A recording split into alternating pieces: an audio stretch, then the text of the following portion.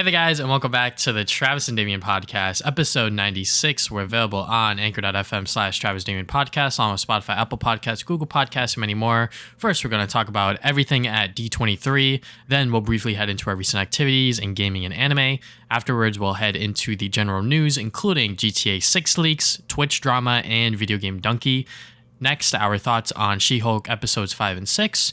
Furthermore, our thoughts on Andor episodes 1 to 3. Lastly, our discussion on the State of Play and Nintendo Direct. So, before we get started, I just want to make a quick shout out to my bootleg anime clothing brand, Shonen Supply Co. We have a 50% off sale going on right now. This shirt that I'm wearing right now is representing Nekoma. We have Haikyuu, Hunter x Hunter, Demon Slayer. I should have worn mine. Maybe I should have told you to wear one. Yeah. Anyways, so everything's gonna be 50% off for the next week or two. I forget exactly how long me and my brother discussed it. But yeah, everything ships next day. I pack it personally, so and I'm very much trying to compete with Amazon out here with their next day shipping. So if you buy something, you will get it the next business day shipped out. So anyways, let's head into the D23 news. So first, they did some live action stuff, including the Little Mermaid trailer, which obviously sparked a lot of controversy, unfortunately, because America's just racist and people are just fucking assholes in general. But it's like the dumbest job. It went on for so long too. Yeah, and I think that there are things you can gripe about this trailer in particular. For example, I feel like most of the live action Disney movies in general just don't land well because they're in live action, and I feel like the reason why they're so charming and so timeless is because the originals were just so good. So when you're remaking it into a different, not medium, but in a different way, making it live action can be a little iffy. I think that the one screenshot that people are pointing at where she's like underwater and it looks very gray and dark, I agree with. I think that there should be a lot more color because this is, a fucking cartoon that we're talking about here that we're adapting into live action. So a little more color, a little more, I guess, vibrant, bright lights and stuff like that can make the movie look better. But obviously how the movie is actually going to be, who knows? Yeah, I don't know if the movie's going to be good because most of the live action movies aren't very good, but I think the whole debate whether she's black, I don't know, I don't think that really matters. Mm-hmm. I agree with some other things that maybe it looks too dark and stuff. I do agree with that. I feel that's the same way with any of the Disney live action remakes. They just look I feel like they're missing the point. Mm-hmm. I feel like making them realistic takes away a lot of the magic from those movies to begin with, since they're supposed to be exaggerated and stuff. But I think most of the discourse is coming because of the actress, and I think that's just dumb. I just think it's the dumbest drama, and people were talking about it for at least a week. It was just shut up. So it really isn't that big of a deal. Yeah, 100%. I think that, I'm currently taking a class about race and media and stuff like that, and I've taken other classes in my college about racism and shit like that. So, when you see sort of people of color stepping into the limelight and taking over a role that was previously seen as, a white person, it's oh, what the fuck's going on here? But if you do it the other way around, obviously people are going to be upset too, just because it's people of color have been suppressed in America for so many years. America was literally built on slavery and shit like that. So, not to go too off here, but just I think to open up with it. just let people have their representation, because I think that there was a TikTok video with a little girl who's black, and she was very emotional and just very happy to see that someone that looks like her is in a movie like The Little Mermaid.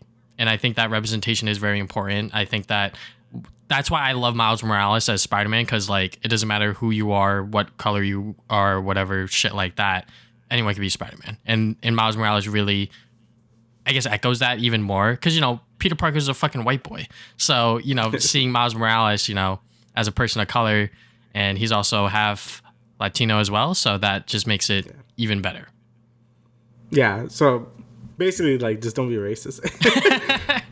That is the short of it. That's about it. Just be civil. I know this happens all the time now. I'm just like, can we just get over it, like, please.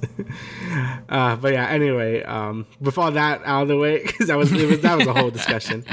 We got some more D23 stuff. We got a Black Panther and Captain America World War II game. So this was kind of weird, right? So I didn't know what this was supposed to be at first, and I saw like I knew it was gonna be something Captain America related because I'm like, okay, like, you know, you hear like the music and like old timey stuff, and then I think you see like a thing of Black Panther, like what's going on? So it seems like it's gonna be a very interesting thing. I don't think we really know what this is supposed to be besides like it's a AAA game, so we don't know if it's gonna be like, you know. I think they've said that they've compared it to Uncharted. Oh, okay. So it's gonna be more of a story-driven, like linear type affair. So that's good. Like I actually really like Guardians of the Galaxy was sort of like that as well. So if they could do something like that, that'd be really cool. Obviously, it needs like good writing and stuff to like, you know, because I feel like those games really rely on writing more than anything. Yeah. So if they get like some good stories, some good set pieces, I think it could be pretty good. Again, kind of a weird mix of Captain America and Black Panther. I'm like, oh, okay, but that seems really good. Yeah, I mean, there have been comic books of those two characters crossing over. I actually bought a Captain America Black Panther comic. I haven't read it yet, but you know, I bought it because I was like, that seems like a very cool concept. You know, them sort of teaming up. They might pull elements from that comic. Who knows? But I think that this game in particular can do very, very well. Like you said, with Guardians of the Galaxy sort of being that action adventure game with the Guardians. I think that if you do that with Captain America and Black Panther, you sort of take control of those two along with two other characters that they've teased as well, and just make it something similar to Uncharted, like a action adventure game with combat that is rewarding enough that it'll keep players engaged. I remember playing the Captain America game that was based on the first one in the MCU, and that one blatantly copied the Batman Arkham style of gameplay, but it worked. I honestly kind of liked the game. It is very much a 6-7 out of 10 game, but for what it is, I liked it. And I think that if they can emulate that for this game, obviously make it better, have a pretty good story, compelling story enough to keep people that only watch the MCU engaged, I think that this can do very, very well. Yeah, I'm just happy we're kind of moving away from like the, you know, the Avengers stuff, like with the, you know, the Square Enix one where it's like, oh, it's like a live service type game. Like I think Marvel characters fit more with these like more linear sort of affairs, I guess. Like obviously some heroes match an open world setting more, like Spider-Man, but I think things like Captain America and like Black Panther, I think this is the right choice for it. So definitely looking forward to that and just seeing how they play. Like I think Captain America is always going to be fun to play with his shield, and I think Black Panther could be a fun character with all the crazy stuff he could do. So yeah, definitely looking forward to that. If it's as good as like something like Spider-Man or Guardians, then yeah, I would be pretty excited for this. Yeah, and the fact that I forgot exactly. Oh, the setting being World War II. I think that makes it also very interesting. Sort of, you know, having a, I guess, fiction, you know, World War II setting that can be pretty cool. You know, fighting Hitler and shit like that. So yeah, we'll see how that goes. Was Hydra like with Hitler? Did Nazis exist? They did, right? Because Marvel? I could be wrong here, but I think the history of Captain America is that like they created that character to sort of do like propaganda to like show him like fighting Hitler. I think that there's like, you know, that photo of him punching Hitler and shit like that. So that's probably part of it. So maybe that'll be in the game. Who knows? But obviously I could be wrong there. I'm not entirely sure. I'm not a fucking history buff here. Despite my tangent earlier. Anyways, we got some animation projects that they announced, some Pixar stuff. So they announced Elemental, Win or Lose, Elio, and Inside Out 2, and then Disney's Zootopia Plus, Strange World, and Wish. So yeah, I mean, I think Strange World is actually coming out very soon, which is a little surprising. I think that one has, what's the goddamn actor that doesn't shower and he played... Jake Gyllenhaal, right? Yeah. He's gonna be in that movie. I'm not exactly sure how well that's gonna do. I don't think we've seen a trailer for it yet, but we do have a screenshot here in the article that they posted. So can be interesting, can be weird, can be fun. Who knows? Yeah, I actually like the sort of like the look of it. Like it's very they're like in a strange world. You know, like, I really do like the just the backgrounds and stuff. It looks really nice. Yeah, then Elementals is sort of like the next thing they kept teasing out. Everyone was making fun of it because of the that one cool math game with the water girl and the fire boy. Yeah, it's like that. Also, the dude looks like Osmosis Jones. So. He does look like a beta Osmosis Jones. which is really funny. But it looks like it could be interesting. You know, it's gonna do the whole probably like they like each other but they conflict or something. Yeah, like just from because of who they are so. and how they look, and you know maybe they could. Yeah. Anyways, I won't go there. Yeah. But win or lose, I think that's gonna be like a Disney Plus series. Yeah, that's gonna be a Disney Plus thing. That's interesting. I don't think. Well, okay, Pixar has put things on Disney Plus, but that was not because they wanted to. That was because Disney put it there. Yeah. So you know, like things like Soul, like Soul was like on Disney Plus, but that was because Disney forced them to. It looks like this is gonna be their first like actual show they've ever made, like them themselves. So that's really cool. I wonder how that's gonna work out in like in this scale, because you know most animation that goes to a series obviously has lower quality animation, but this looks like a Pixar movie. So that's gonna be interesting to see how that works. It's probably just gonna be like how they would make shorts, like they would just do that, but maybe a little longer. So, but yeah, so it's still pretty interesting. Also, it's kind of weird to see Pixar's like art style change so much. Like, you know, I think since like Turning Red, they've been using sort of this. Well, I guess Luca, I don't know. They just start using this art style more. If you could just see the pictures of them, like it's very like they're, I don't know how to describe it. They look meaty, like they're a lot more. I don't know how to describe it, but yeah, there's like more distinct character traits. Yeah, so that's pretty interesting to see that they're sticking to art style. I don't mind it. I know a lot of people don't like it as much, but I don't mind it that much. Yeah, I think Win or Lose can be very good, but also can be very bad. I'm not entirely sure, just because, you know, when we don't often see movie animation studios go from a movie to a series kind of thing. Yeah. But obviously, this is fucking Disney we're talking about, so they can do whatever they want. So I wonder on how this one's gonna perform. I think that the premise is interesting. Having a softball middle school team sort of, you know, train and compete and all that stuff. There can be a lot of funny moments because this is middle school softball we're talking about. So the stakes might not be that high as like a 23-year-old talking here, but you know, I think that it can be a lot of fun. Can have some goofy, silly moments. Yeah, I mean, I enjoy Turning Red. So like, if it has like more like that, I guess like, I don't know. I want to call it relatable because they're like in middle school or whatever. But like, you know, like you can see yourself being in that position, kind of thing. Basically, you know, when you were younger. Inside Out 2, I think is gonna be pretty cool. I really liked Inside Out 1. Yeah, Bing Bong, the motherfucker Bing Bong. But yeah, I think that. The first one was pretty good. Sort of just like, I love the first one, yeah. Yeah, you know, having different emotions and shit like that. So I wonder how this one's gonna handle it. Some people were making memes about like depression and like other like serious shit like that. You know, I was like, they could do that, but also like that's kind of funny if they. Yeah, I mean, I think she's like a teenager now, so they have different emotions. So I don't know how they're gonna handle that. That's gonna be weird. I mean. I do think most Pixar sequels are pretty like not great, so I'm hoping this one does pretty well. I think the one I was most disappointed of was Incredibles 2, because I love Incredibles 1 and I felt there was so much more they could have done. Incredibles 2 left me very like lukewarm on it. So hopefully Inside Out. I love Inside Out 1 as well. So hopefully this could sort of capture that same energy the first one did, but I guess we'll see when it comes out, because again, most Pixar sequels really aren't that great. Only like Toy Story is really able to like do it pretty well. So yeah, I guess we'll see for this one. But is there anything else? Oh wait, there's one here that I didn't put down, but I just couldn't pronounce it. Iwaju. Oh yeah. Yeah, I forgot to put that one down in the document, but I just couldn't pronounce it as well. Yeah, sorry for butchering. Yeah, because these are the Disney animated studios ones. Yeah, and it's coming to Disney Plus. It's an all new original long form series in collaboration with Pan African comic book entertainment company Kulaji. Again, butchering shit. I'm sorry, but I can't. I am Mexican.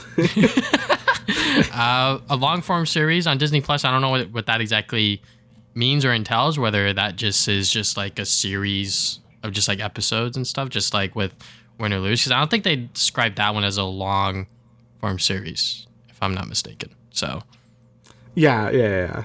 So yeah, like I think that's gonna be a show then, right? Long form. Yeah. I don't know why they don't just say like show. Maybe they want to be more artsy about it. Also, I'm mistaken. Strange World is Disney, not Pixar. I think I said it was Pixar. Never mind. So yeah, sorry. I know people always get that confused with some things, and that triggers me. So that I triggered myself there. And then the last thing they have is Wish. Apparently, this is an interesting one because apparently it's supposed to be like the lore of the wishing star that's always in like the Disney stuff. So that apparently is going to come out on the 100th anniversary for the studio. Oh, so I guess like that star sense. That like loops it around and everything. Yeah, basically, because that was like in Pinocchio. Okay. Yeah, and it's in the Disney logo too, like everywhere. So I guess that's the lore of that, because it's supposed to be in a kingdom of wishes or something. So that looks like it could be pretty cool. I kind of like the art, the concept art they have right here. So yeah, that'll be an interesting movie to see. I guess like Disney lore. So Disney lore, they're creating their own universe now. Yeah, and also they're doing a Zootopia show. That's cool. I love Zootopia. Yeah, so I think Zootopia Plus is something that I think a lot of people were anticipating. Not a furry. Yeah, not a furry, but you know, Zootopia was pretty dope. So yeah, I wonder on how this one's going to transition into a series, because you know it could definitely be like Saturday morning cartoon with like Judy Hopps doing her police work and shit like that. Yeah, not gonna be like Beastars. Yeah. So I'm sure Zootopia and Beastars awakened a lot of things in certain people. Yeah, it probably did. It just made me feel a little uncomfortable. But yeah, I think that's all I have to say for that stuff. Yeah, I think that's all. Yeah. All right. Next, we have some Star Wars stuff. A lot of Star Wars stuff, actually. We have Tales of the Jedi. So this looks like a bunch of shorts from a lot. Like it's using the art style from the animated shows because it's by the same dude. I forget what his name is. He does all the animated. Dave Filoni. Yeah, I don't know. But yeah, it looks like it's like telling the backstories of, I guess, more Ahsoka stuff with Anakin, which is always great to see. Some Dooku stuff, which is interesting. Like I always thought Dooku was very. I haven't watched the Clone Wars or anything, so they probably go into it more. I'm not too sure, but at least in the movies, I always thought he was very bland. Like he was always one of the weakest villains to me because he's just like evil Sith Lord and then like dies. So yeah, I've never found Dooku that interesting, but this one is showing him as a Jedi because he has like his blue lightsaber with like it says the weird lightsaber hilt. So that's pretty cool. I think there's one more thing. Was there another story here? I forgot. No, it's just I think it's split 3 episodes in 3 between these two. Oh, okay. All right, that makes sense. Yeah, so I mean, obviously, y'all know me. I love the Clone Wars. I think the Clone Wars is the best Star Wars shit out there, next to the Mandalorian and everything. So having this announced, I was like, let's fucking go. So yeah, I think that them giving us more Ahsoka content, fuck it, why not? I don't care. You know, you get enough of that in the show, but I think, you know, I guess diving even deeper into her backstory can, you know, please the fans, because I think that Ahsoka is a newer Star Wars character that a lot of people really enjoy and like just because of the stories that they were able to tell about her within the Clone Wars. And obviously going into Dooku, like you said, I kind of agree that in the movies, he's very much just like, I'm a bad guy. You know, and like there's like alluding to like he was a Jedi before and then he just went to the dark side. So I think that this is going to show him going to the dark side. So I think that that'll be pretty cool, and more Mace Windu, so that'll be pretty fun as well. So yeah, I think that this series just straight up being like, hey, we're gonna tell these 2 stories within 6 episodes, that's pretty cool, because I think that keeping it very nice, short, sweet, to the point, can, you know, show people that, hey, you know, there's more stuff to tell within this era of Star Wars, which whether you like the movies or not, you know, everything else surrounding it has been really, really good. So yeah, I feel like that's the case usually with Star Wars to begin with. So next bit of news we got here is Mandalorian season 3. So yeah, you pretty much have to watch the last bit of Boba Fett to understand to understand how they reunited. I'm not going to spoil anything about that, but just know that they are back together and they're back on Space Adventures, father and son. So yeah, the trailer looked more of what I wanted, you know, more Mandalorian.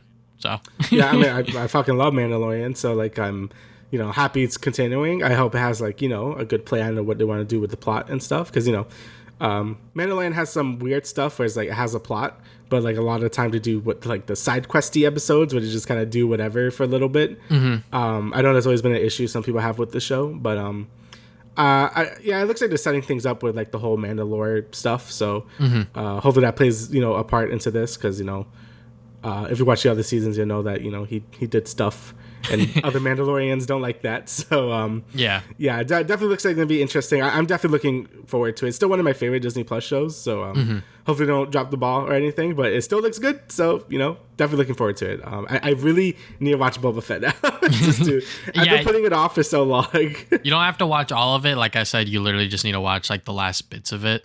But I'm not one to do that. I will watch all of it, even if it's bad, because I need to know. Yeah, just watch all of it then. It's gonna be a real slug until Mando shows up, but once Mando shows up, hey, look, it's gonna be fun.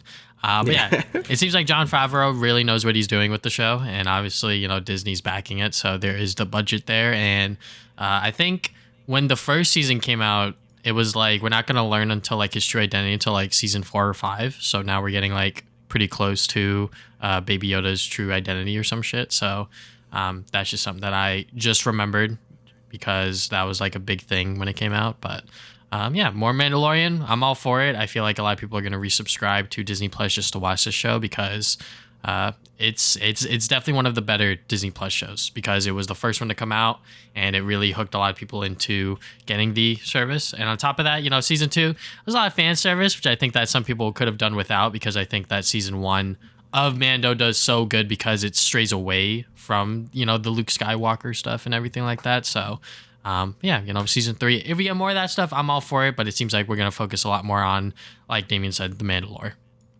Yeah, which, makes sense. I think staying away from the Jedi people would be for the best for the show. I think dealing with the actual Mandalore stuff is what should matter because, a lot of people don't really understand that, myself included. So I think having this show be a good introduction to all of that should be what it's really aiming for. But, we'll wait and see what happens in season 3. So I probably just put these two together because I don't think we really know much. Besides the happening. So Star Wars Bad Batch season 2 is coming out January 4th. So, that's the, I guess, sort of sequel like thing. It's the spin-off thing from the Clone Wars that we got introduced in the final season, I believe. I haven't watched the Bad Batch yet. I haven't heard any bad things about it. So, but the fact that we're getting season 2, pretty dope. I'm looking forward to one of these days sitting down and watching all of it. And hopefully by the time season 2 comes out, I'll be all caught up. But we'll see. Yep. And the other thing is we have like a little, like just one picture of Star Wars: The Skeleton Crew by John Watts. So this is a TV series, by the way. Oh, okay. So another Disney Plus. Okay, so I think it looks like Disney really wants to have. It looks like Mandalorian is gonna be like their staple Star Wars show that would probably keep going for a while. And to keep bringing in like the other one-off ones like Book of Boba Fett, we got Kenobi, Andor. Is just gonna be a one-season thing. Like you can't really do much because things happen in Rogue One.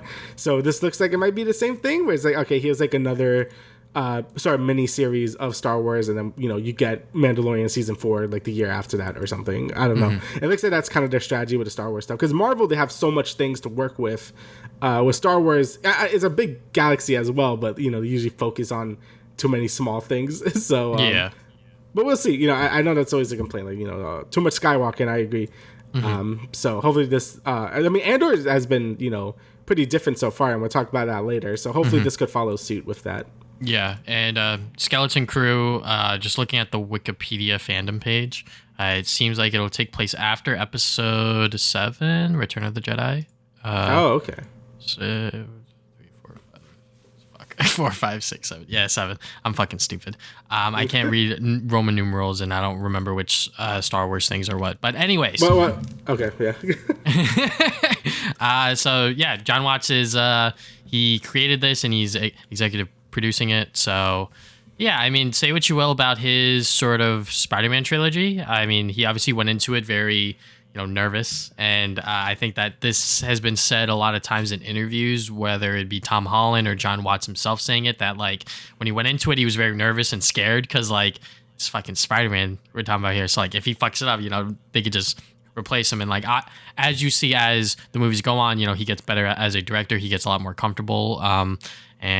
So I'm eager to see what this show has entail, just from a director standpoint and also just from a creative standpoint, because I think that, like we've always said on this podcast, when it comes to Star Wars, everything around the Skywalker stuff or not about it is a lot more interesting. And I think that this show has the potential to do that. It's apparently going to star 4 kids, but it's not a kids show. So that's something that John Watts wanted to clarify there. So we'll see how that goes. He is a big fan of sort of coming of age movies like The Breakfast Club and things like that, which inspired Spider-Man Homecoming. So makes sense. Yeah, I can see that.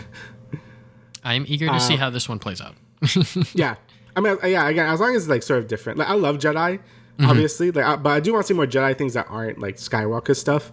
But I also love like when they do stuff that's more like just the regular people doing stuff. I think that's interesting as well. So I guess we'll see where they're gonna go, because I'm really sick of Skywalker, and I know Disney said like, okay, yeah, no more real Skywalker stuff. You're gonna get like new stuff now. So hopefully we start seeing that change soon. So yeah, and I don't have it here, but I believe like the Disney Marvel schedule came out or whatever, and I think that they pushed the Star Wars movie like 2024, 2025, something like that. So it's gonna be a while until we see Star Wars in theaters, rightfully so, because they're probably a little scared after the whole new trilogy that they made and everything like that. So yeah, again, I learned about it in Lego Star Wars, because I never watched those movies. I'm like, wow, this was bad, and I'm playing the Lego version of it. That's crazy. But anyways, moving on from there, we got the Marvel part of the D23 presentation. So first up, we got Werewolf by Night. This is sort of what the fuck was this? I mean, it looks cool. Yeah, but like... it looks cool. It's like a black and white horror sort of short thing. And it's going to come out October 7th, which is pretty soon. But I don't know how this ties into the MCU or anything like that, me personally, but it does look pretty cool. Like I said, it looks like it's taking a lot of horror inspirations and possibly seeing if the MCU can do horror in the future. Who knows? So... yeah, I mean, I really just like, it's imitating those like, 50s, 60s horror movies, but, black and white, the weird effects and stuff and camera zooms and stuff. It looks really authentic to it. And I do like when the MCU, again, I really like when MCU changes its style. Like I know people didn't like Multiverse of Madness, but I liked it. I really like how different it felt from everything else. So yeah, definitely looking forward to see how this even connects to anything at all. If it's just some weird fun thing they're doing, that's okay. But yeah, I'd be interested to see how this actually fits into everything, because as MCU fans, we always have to see where everything fits in. But if this doesn't fit into anywhere, I'm fine with that too. Yeah, then what's the point? But yeah, besides that, now we have all the actual like stuff. So Secret Invasion is coming in 2023. This is going to be a Disney Plus show. So I definitely like the look of this. Very much like a Winter Soldier type vibe. Like it's a lot more, I guess, grounded. Like not going to deal too much with the, it's not going to go all crazy. I mean, it might go crazy, but you know what I mean. It's not going to be like Moon Knight or like Miss Marvel, where they have superpowers everywhere. It definitely looks like it's going to be a little more grounded and more espionage-y and stuff like that. So I really like the vibe of that. I think we haven't really had that for quite a while in the MCU, so it's gonna be nice to see that again. Like that's why what was the show? Falcon and Winter Soldier. I like it. I didn't like it as much as like you did, but I still like the vibe it gave me. But hopefully this one gives me it as well. Yeah. I think that Secret Invasion can be one of the Marvel shows that people are gonna skip over because it's fucking Nick Fury. I mean, like, why should I care, kind of thing. But I think that this one... I like Nick Fury. Yeah, exactly. Like you said, very much espionage, sort of Winter Soldier type vibe. So I am very much down with that, sort of keeping it a lot more grounded compared to the other MCU projects that we've had recently. Obviously, that's what makes the MCU sort of, I guess, have color, if you will. But, something that's just, spies and sort of trying to figure out what the fuck's going on, as just normal everyday people, just using your brains and whatever else skills you got. Yeah, I think that this one can be a lot of fun. We see Emilia Clarke, which I believe is what's her name from Game of Thrones? Fucking hell. I didn't watch Game of Thrones. So she's the fucking main girl. The Dragon Lady? Daenerys. I'm fucking stupid. Dragon Lady, right? Yeah. My girlfriend's gonna kill me for not remembering that. But yeah, we get to see her in this trailer, and I think that she has the potential to do really well, just because she's like a fantastic actress. Like if you don't know any of like the hardships that she went through when she was going through playing the role in Game of Thrones, it's like pretty crazy. I haven't looked into it myself, but just from what my girlfriend has told me is pretty remarkable. But the trailer itself, I like it. I think that this can be a lot of fun. It has 17, almost 18 million views, which, you know, it's kind of crazy for a trailer like this one, in my opinion. I feel like that would be a lot lower, but I guess I might eat my words to see exactly how well or how bad this show does. People always say MCU's dead, and then like, you get, like 17 million views on like a Disney Plus show. So like they're slowly reeling people back in.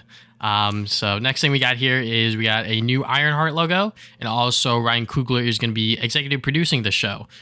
So yeah, I mean, that is pretty dope. I think that having him sort of in, I guess, like the room or like on set or whatever for IronHeart can be very, very good, because obviously he created Black Panther, and I think that you know, because that movie did so well, Marvel was probably like, hey, like, you obviously know what the fuck you're doing when it comes to bringing people of color into the MCU and just like on the big screen. So like, fuck it, like, you'll be executive producing this and you'll help out and hopefully make the show good, because I know that Ironheart as a character within the comics and when she was introduced was very much like a Mary Sue type of thing, because for reasons that I am not too sure about. I'm going to be honest. I'm not exactly too sure about it. I think that if you were to watch Trailer Drake, he does a lot of comic book videos, and you just type in Trailer Drake, Ironheart, and he does a video comparing her to Miles Morales and as to why people accept Miles Morales a lot more than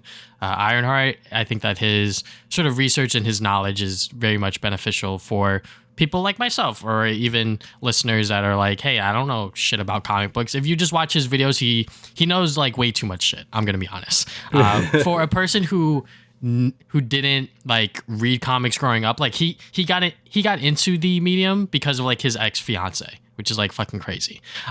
So you know, he knows a lot of his shit. But anyways, you know, Ironheart, I hope that the series does well. I think that this puts a lot more confidence in people having Mr. Coogler behind the executive producing role. Yeah, I basically agree with everything you said. I mean, again, like, bring in this character that maybe not too many people know. Mm-hmm. Yeah, I would say just throw out all your knowledge from the comics usually out the window, because usually they do something different, pretty much. So that even if people didn't really like her too much in the comics, that doesn't really mean anything of her MCU version, you know, like it could be that people actually, you know, like her now and stuff. So it really depends, but you know, people are, you know, kind of racist about a lot of things, so that could be kind of, you know, how it is. But I do think it'll be fine. Like, I know Miles, like, again, I don't think he was like that well received when he first started in the comics, but then like later he became more well received, and you know, Spider-Verse and all this other stuff made people really like that character a lot. So I'm sure the same thing will happen to Ironheart. I think it's the characters like, oh, who is this?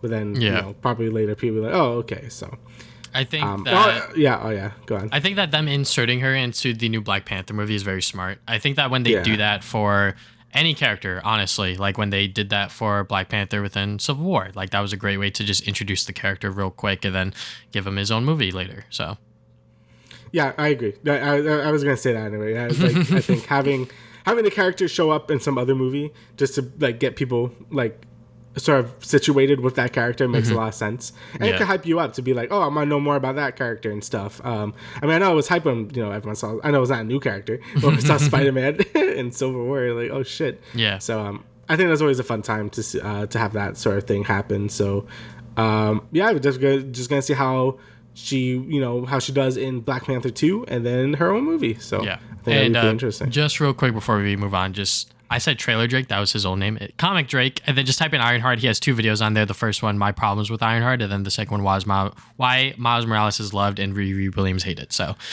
those videos are several years old, but I think that they're still relevant today. So anyways, we'll move on from there. All right. So next up, we got just a lot of information. So Ant-Man and the Wasp and Quantumania directly links with Avengers, the Kang Dynasty. So I think they already said this before. I think they did anyway. So yeah, they're obviously gonna connect to each other. I mean, I still haven't watched Ant-Man and the Wasp. I know you hate it. I still should watch it. So yeah, I definitely have to watch that, because I know that and Captain Marvel are gonna be a little more important now. And Captain Marvel I also didn't watch, probably because I was a little burnt out and I kind of just wanted to see Infinity War and Endgame at that point. But yeah, I would definitely go back and watch those. But yes, those movies will connect with each other.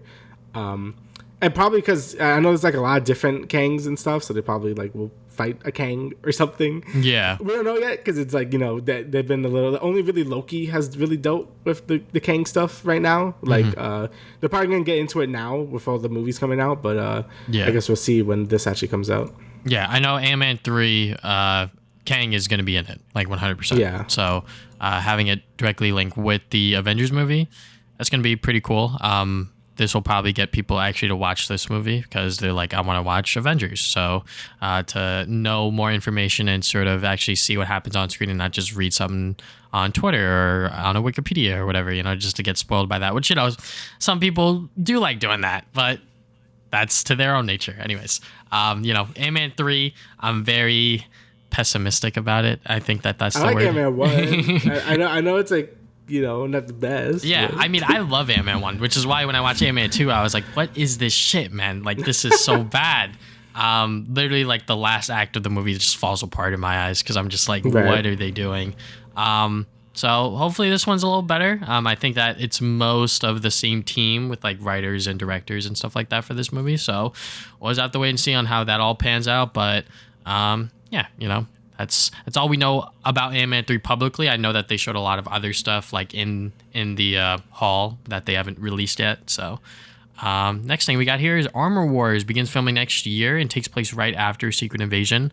So I believe if you watched the Secret Invasion trailer, you did see Don Cheadle back as back as War Machine. So I think that this one in particular was left out of the last Marvel event where they unveiled all of the Phase 5 and Phase 6 stuff. So I'm not sure if they just forgot about it or they just weren't ready to show it. But hey, you know, now we know that it is going to start filming soon and that it is still happening. So yeah, that could be pretty cool. I'm sure that it's going to have the same vibe as Secret Invasion, hopefully. If not, you know, maybe something a little different. Maybe actually deal with the whole Iron Man stuff and like the different suits, because that can be always interesting.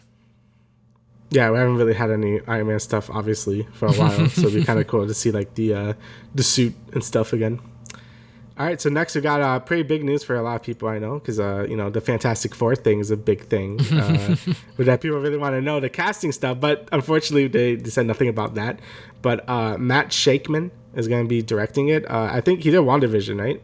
Yes, he did do WandaVision. I think pretty much all of the episodes or something like that. He's also directed Game of Thrones and some other stuff that I am just looking on IMDb right now for. But yeah, I mean, like, personally, like, when it comes to directors, unless they're like a big name like Sam Raimi that I recognize, like, I don't really care who directs. Like, not to say that he won't do a good job, but just like me personally, like, WandaVision, can I remember good moments of good directing? Yes, for sure. I think that show in and of itself had a very interesting style just because of what it was doing with the whole, you know, TVMA things and whatnot, you know, them sort of, or not TVMA, but, you know, just like the whole TV stuff, if you will, and just going through the different eras of television and shit like that. So, but yeah, you know, hopefully he'll be able to do a good job, because we honestly, like, I feel like Marvel Studios, because they recently announced the writers for them for the Fantastic Four, but I didn't put it here just because it's like they announced like writers that have like no writing credits. So it's like what like what is going on here? Like, it's either they have no writing credits or like they wrote for Rick and Morty before, which is like two different spectrums there. So, you know, I'm hoping that this movie does well, just because like the Fantastic Four have not had a good movie in a long time.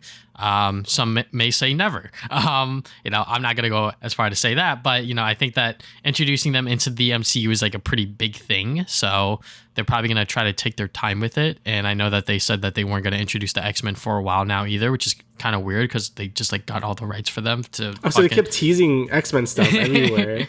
So they could keep saying mutants and a bunch of other shit, but, you know, not actually do it. So, but yeah, you know, him directing it, you know, I have faith that he will do well just because he's already been in the Marvel bubble before, so he probably knows what they want and what they want from him. So, yeah. Yeah, I mean, I think he did a good job with WandaVision. Obviously, the ending, I know, I know, but I think for most of the show, I think it was really unique and had a nice like feel to it. So hopefully, he does the same thing with Fantastic Four. Like, I'm not the biggest fan of those characters to begin with, but hopefully, this makes me care. So, yeah, we'll see. I'll let you do the next one. Yes, sir. So we got Daredevil Born Again. It will begin in 2023 for filming, I believe. I think begin filming in 2023. We'll have 18 episodes. It's not even, okay. Yeah. So it's still kind of a far away then. Yeah. It's probably going to come out. I think they announced the date before, probably like late 2023, something like that. I could double check that for myself right now. But and it's going to be a whole new iteration of the character. There's rumors of John Bernthal coming back, which is pretty exciting. So spring 2024, I think that they announced that before. So yeah, this is a pretty far away thing, which I don't mind as long as it ends up being good. It's going to be a brand new iteration of the character, which I do not mind either. I think that expecting this to be like a season 4 of the Netflix series is kind of dumb because that just requires people to like obviously it's on Disney Plus, right? And it's fucking good, so like you should just watch it anyways. But to those people that don't want to watch it and just have this be like a brand new sort of like iteration of the character, but have these certain actors return for their roles, I think is fine. I know that they recasted Elektra, which is a damn shame, but yeah, I mean, I'm just fucking excited for this new Daredevil series. I think Charlie Cox does a fantastic, amazing job as Daredevil. He's probably now the best actor in the MCU because he's fucking playing a blind man, and he's not blind, and he's so good at his role that when he auditions for other roles, he fucks up and he doesn't look at at his cast members directly because he's always playing Daredevil. That's funny, yeah. So yeah, I'm obviously very, very excited for this series. I think that it being a brand new iteration of it, I'm fine with. But I'm just a little afraid of how they're gonna handle it. Just because this is now within the Marvel Studios bubble. It's not sort of like independent like it was with like the Netflix stuff, kind of. So I hope that they keep the same TVMA sort of rating and shit like that, because I think that that's what makes Daredevil succeed. Like if you turn away from the action when he's like beating the shit out of someone, or like when someone just like kills someone or fucking kills themselves or some shit, like that's not gonna fly in my book, in my opinion, when it comes to Daredevil. Yeah, I hope so. I mean, honestly, now with with Andor, they show that Disney could show a little darker stuff, so I'm hoping it kind of follows suit. Like, I don't know if it's gonna be as like bloody or whatever as like the Netflix thing, but I hopefully they can actually show like people dying and like not be too afraid to shy away from it, because it's gonna be a darker series in general. So hopefully we can see that. But now it looks like there's more of a precedent. Like Disney seems to be letting more mature shows in, or at least more mature tones with it. So again, it's not gonna be all bloody probably. I don't imagine it will be, but maybe it will. Maybe Disney will surprise us. I mean, they said they were okay with an R-rated Deadpool 3, so hopefully Disney could just allow that to happen, because some heroes, I mean, I think I said this before, some heroes are just going to be more violent than others, and that's just how it is. It won't fit the character if you can't do that. So yeah, hopefully Disney allows that, and like let these directors and things like writers like let them do what they want to do with this, because I feel like this is a character that can't be held down with like all the age ratings and stuff. Yeah, because Daredevil is very much a R-rated character. He can be PG-13 at times, but I feel like for the most part, when you see Daredevil do his shit and like people talk about like the best scenes in Daredevil, there's a lot of blood and shit going on. So hopefully that this series will be able to deliver, and we get more confirmed details of who's going to be in it and what's going to happen with most of the cast, because I feel like because there was a iteration of the characters before that lived on Netflix that is now on Disney Plus, people want most of them to come back. And I think that even using this show as a way to filter in like Jessica Jones, Luke Cage, even Iron Fist, I think that can be pretty interesting, pretty cool. So yeah, just get all the Defenders back. So whether they're the same actors or actresses or not, who knows? I think that the only one that they really need to recast is Iron Fist, but apparently season 2 was pretty good, but I haven't watched that one, along with a lot of the other seasons within the Marvel Netflix stuff, because honestly, I gave up because I was just like, this shit isn't even connecting, so like I don't even care anymore. Right. But I did watch season 1 for most of those shows, and they're pretty solid. So if you have the time to watch them on Disney Plus, do yourself a favor and do it. And if you only have time for one, just watch all of Daredevil, seasons 1 and 2. And then you have to watch Defenders, because Defenders links to season 3 of Daredevil. Because if you go from seasons 2 to 3, you're going to be very confused as to what the fuck's going on. So I'm actually doing that with my girlfriend right now, because we've been watching Daredevil and now we're on Defenders. And I have to like explain a lot of like the other character stuff. But at the same time, I forget, honestly, because I'm like, I think she's from Jessica Jones, and I think she's this, and this, and I'm like, I don't even fucking know anymore. So, but moving on from there, I'll let you take this one. Yeah, so the new Captain America movie, Captain America New World Order, is coming out. It's going to have Tim Blake Nelson, who's going to return as the leader. He was in The Incredible Hulk. I don't even remember. He was the guy that got like the Hulk blood like in his forehead, and then like his forehead was like going all weird. Turned to a 5-head, yeah. So he's returning, which is kind of cool. Yeah, well, it's got Isaiah Bradley and Danny Ramirez returns. I forgot what they played. Isaiah Bradley, that's the character that was the Black Captain America that they sort of like, Oh, right. You know, they were like, you're not really Captain America because you're a black man. And I'm like, oh, right. Okay. Yeah. All right, guys. And then Danny Ramirez is the guy that's supposed to be the new Falcon. He was sort of like he was sort of like his second hand man like the whole time for most of the show or whatever. Next to obviously the Winter Soldier and shit. But there's been a lot of controversy with this movie because of first up the title, and then also like I think that there's certain things like race things playing into effect here with like certain characters and things like that. So honestly, I'm pretty ignorant on that stuff in particular. So I'm not entirely too sure to really talk about that in depth. But getting a little more details onto who's going to be in the movie and seeing this as being like a continuation of the Falcon and Winter Soldier show is pretty cool. Having Tim Blake Nelson return, it seems like that Marvel Studios is trying to implement characters from the Incredible Hulk, but never make a Incredible Hulk movie. Just put them. They can't, right? Yeah, because Universal. Yeah, because they're like, well, we don't want to work with Universal. So we'll just take the characters and then just slice them in everywhere else. So him being the main bad guy within Captain America New World Order can be pretty cool. I really like the idea of having Isaiah Bradley and Danny Ramirez return within this movie, because I feel like that those are two very prominent characters within Sam's story of becoming Captain America. So having those two in particular return. We don't know if Bucky is going to return just yet, because he's going to be in Thunderbolts, which I guess I'll quickly transition unless you got something to say about Captain America. All I'm going to say is there's still a lot of people that are like, but Captain America is dead. I'm like, no, he's not. Anyway. Whatever. Yeah. So, again, it's so much whatever. So much bullshit. Thunderbolts lineup has been revealed, and people were memeing this shit up for like a week straight just because the Thunderbolts are Yelena, Red Guardian, Bucky, Ghost, Taskmaster, Val, and US Agent.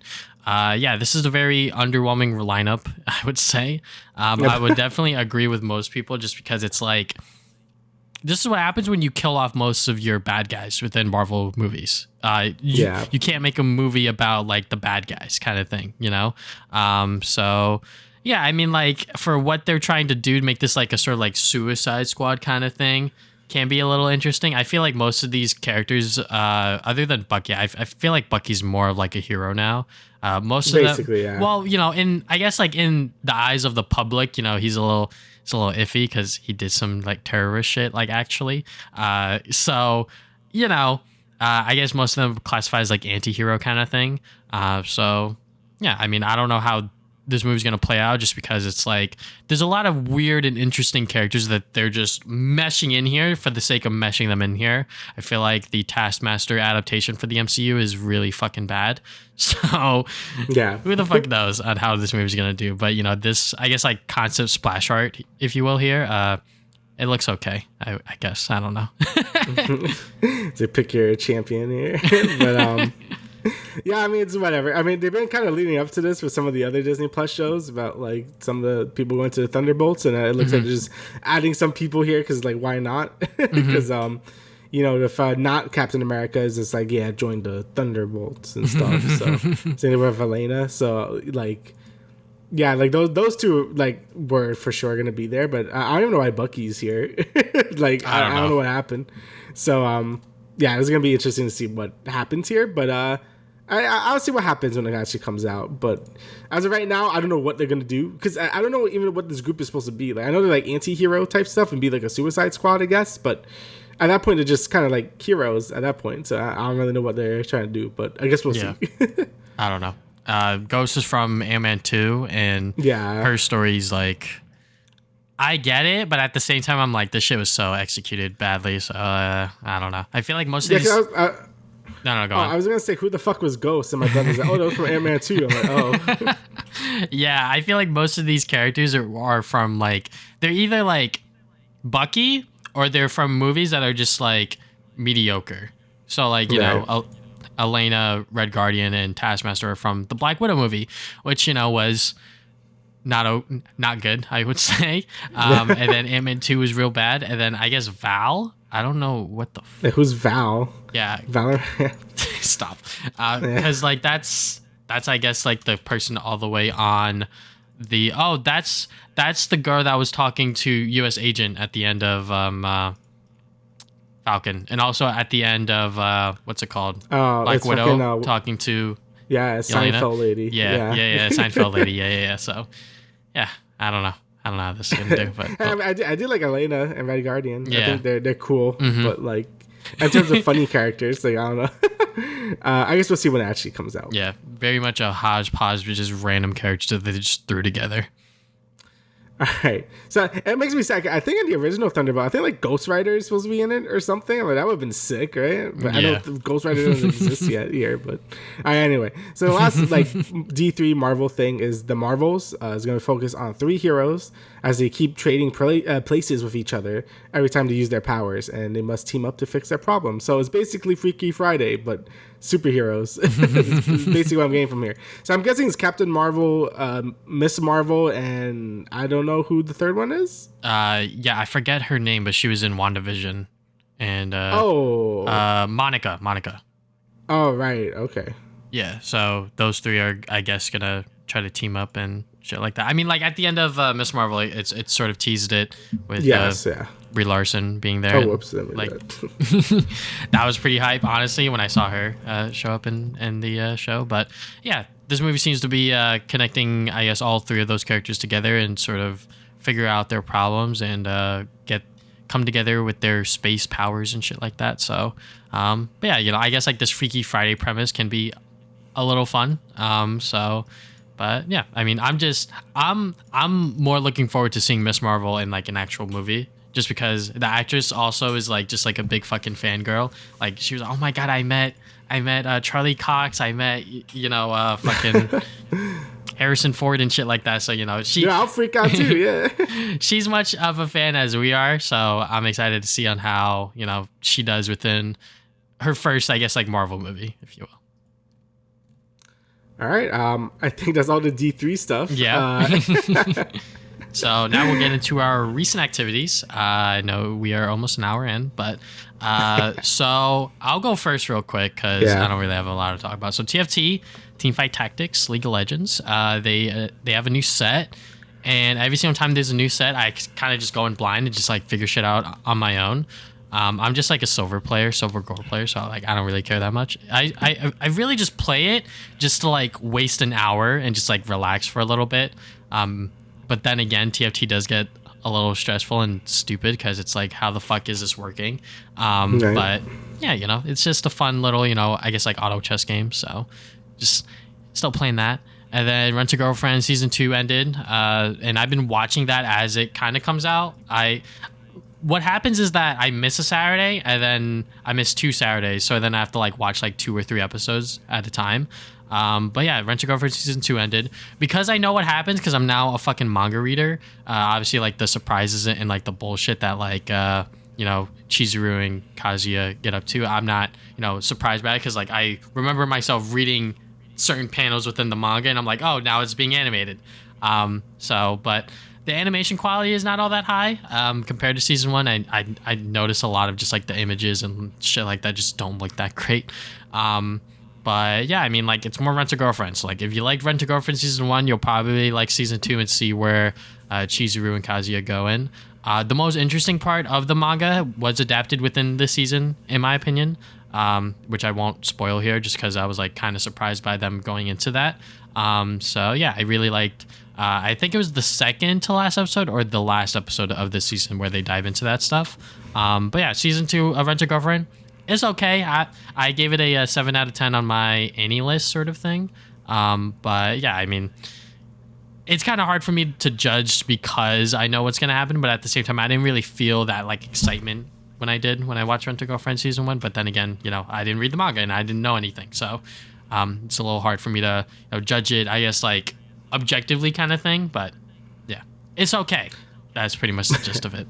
I mean, that's fair. I mean, that's kind of why I don't like reading manga for stuff that like will get, because, you know, I like to see things with fresh eyes, and I usually like to see it animated with like a bunch of all the other shit. Obviously, I have none against manga. I just personally prefer it. Like, if I was gonna read a manga, part would be like Berserk, because there's probably no way that would ever get an anime adaptation. A good one, anyways. Yeah, a good one anyway. There's been a few, but they've been really bad. So, yeah, that's probably one I would probably read. But yeah, I'm usually like stick to like an anime if it's good. Obviously, if it's a bad adaptation, at that point you might as well just read the manga. But yeah. I feel like at this point, most anime adaptations are pretty like good, so, or decent at least.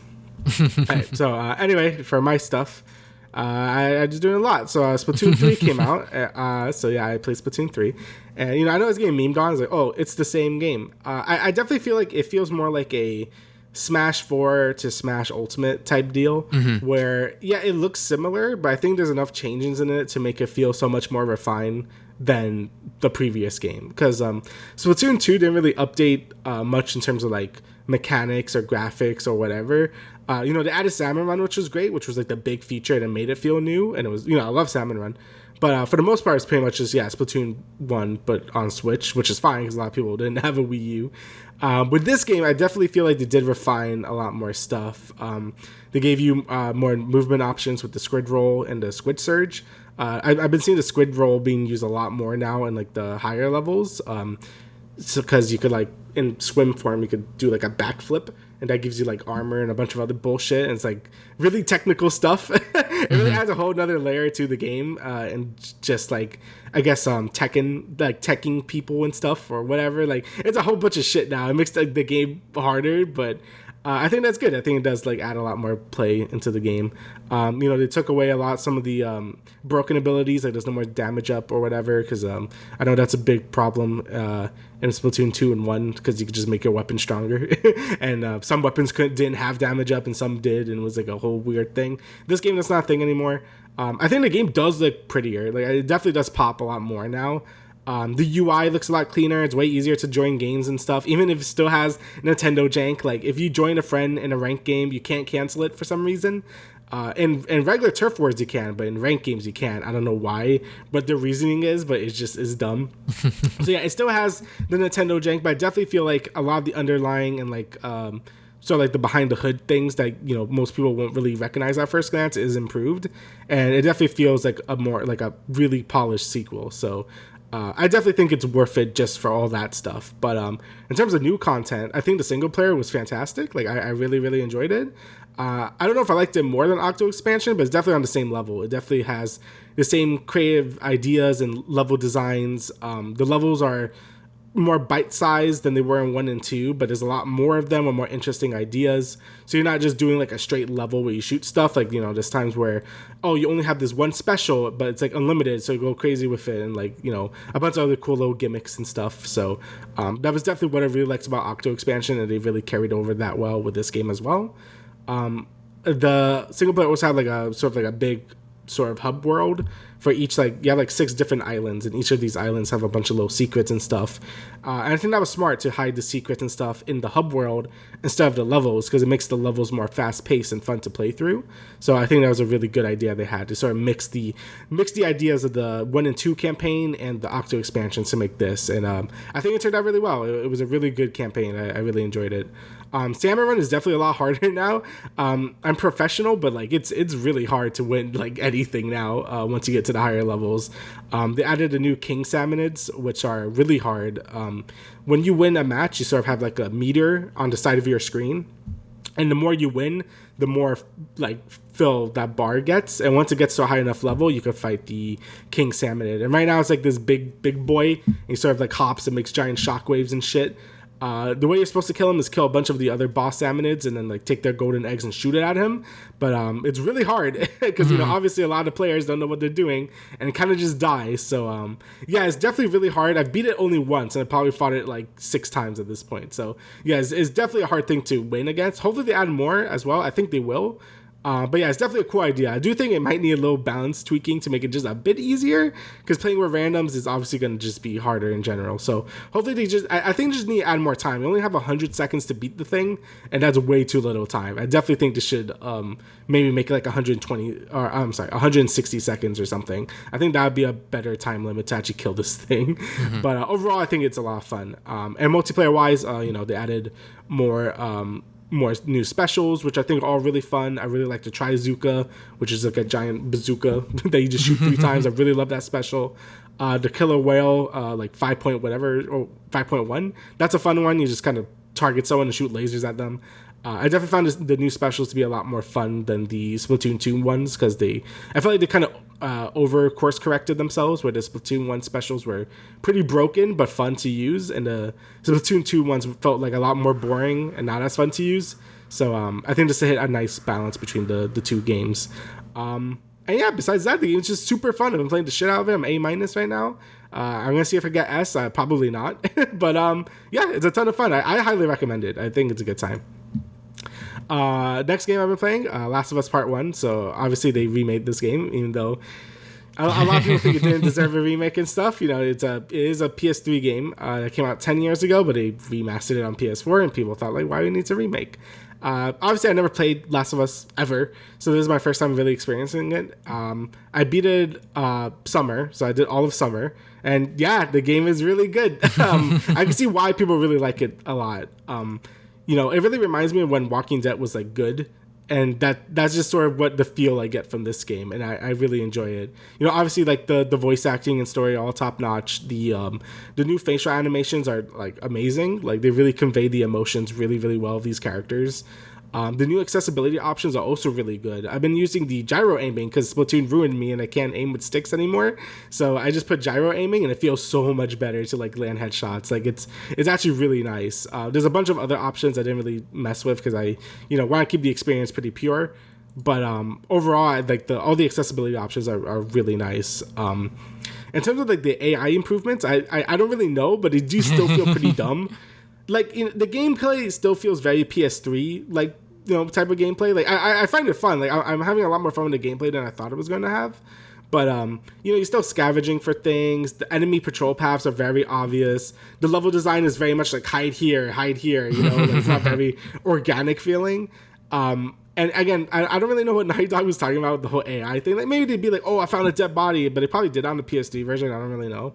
But it still feels pretty rudimentary. Like it's just like, oh, standard stealth thing. Just go up behind someone, kill them, and like don't make noise. So, but gameplay wise, it still feels pretty kind of old at this point. But it's still fun. Like I'm still having a good time playing through the game actually. So. But yeah, overall, it's really fun. I can't wait to beat it and talk more about it. But yeah, the story hits hard.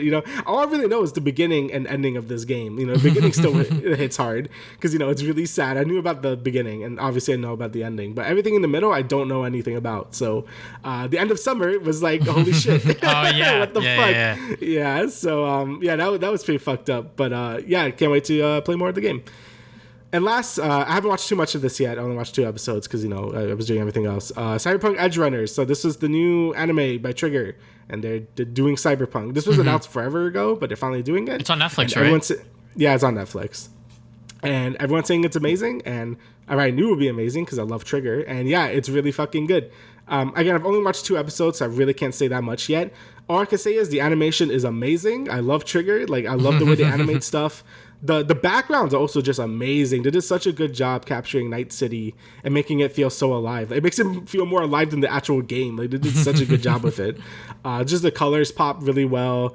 Again, animation is really good. I'm watching it dubbed because I played Cyberpunk like in English, and it's cool to hear all the dumb slang they use again. I'm like, oh, what's up, choom? Like, I'm like, oh hell yeah, dude, like that's sick. So and it's pretty good. I mean, obviously, I think the main character is okay. Like, I think his voice is okay, but I think it's pretty okay dub. I also heard the subtitles aren't great on Netflix, but I think that's just a thing Netflix has an issue with in general.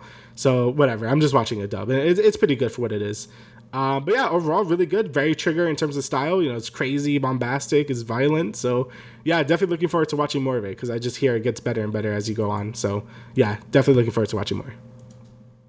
All right. That's it. So now we're going to get into the meat and potatoes of everything within the news. So first up, we're going to start with the big hitter. GTA 6, Grand Theft Auto 6 was leaked on Twitter. I think there were like over 90 videos. It seems like that they had a security breach and they were hacked. So yeah, Rockstar released a statement pretty much saying that they had a unauthorized third party illegally accessed and downloaded confidential information from our systems, but they were not going to take down anything, like none of their live services, and obviously they were very disappointed by this. So Damian, did you see any of these videos? I only saw like the diner one. Okay, yeah, same. I saw that one and a couple of others. Okay, yeah, I've only seen the diner one, which like holds up a diner and like steals money and leaves. That's the only thing I've seen. Mm-hmm. Yeah, and like obviously there's code and there's fucking hitboxes and like the game looks a little rough and we don't know how old that build is, and yet people on Twitter are like, GTA 6 looks a little rough, and I'm like, guys, this game was leaked. We're not supposed to see this shit.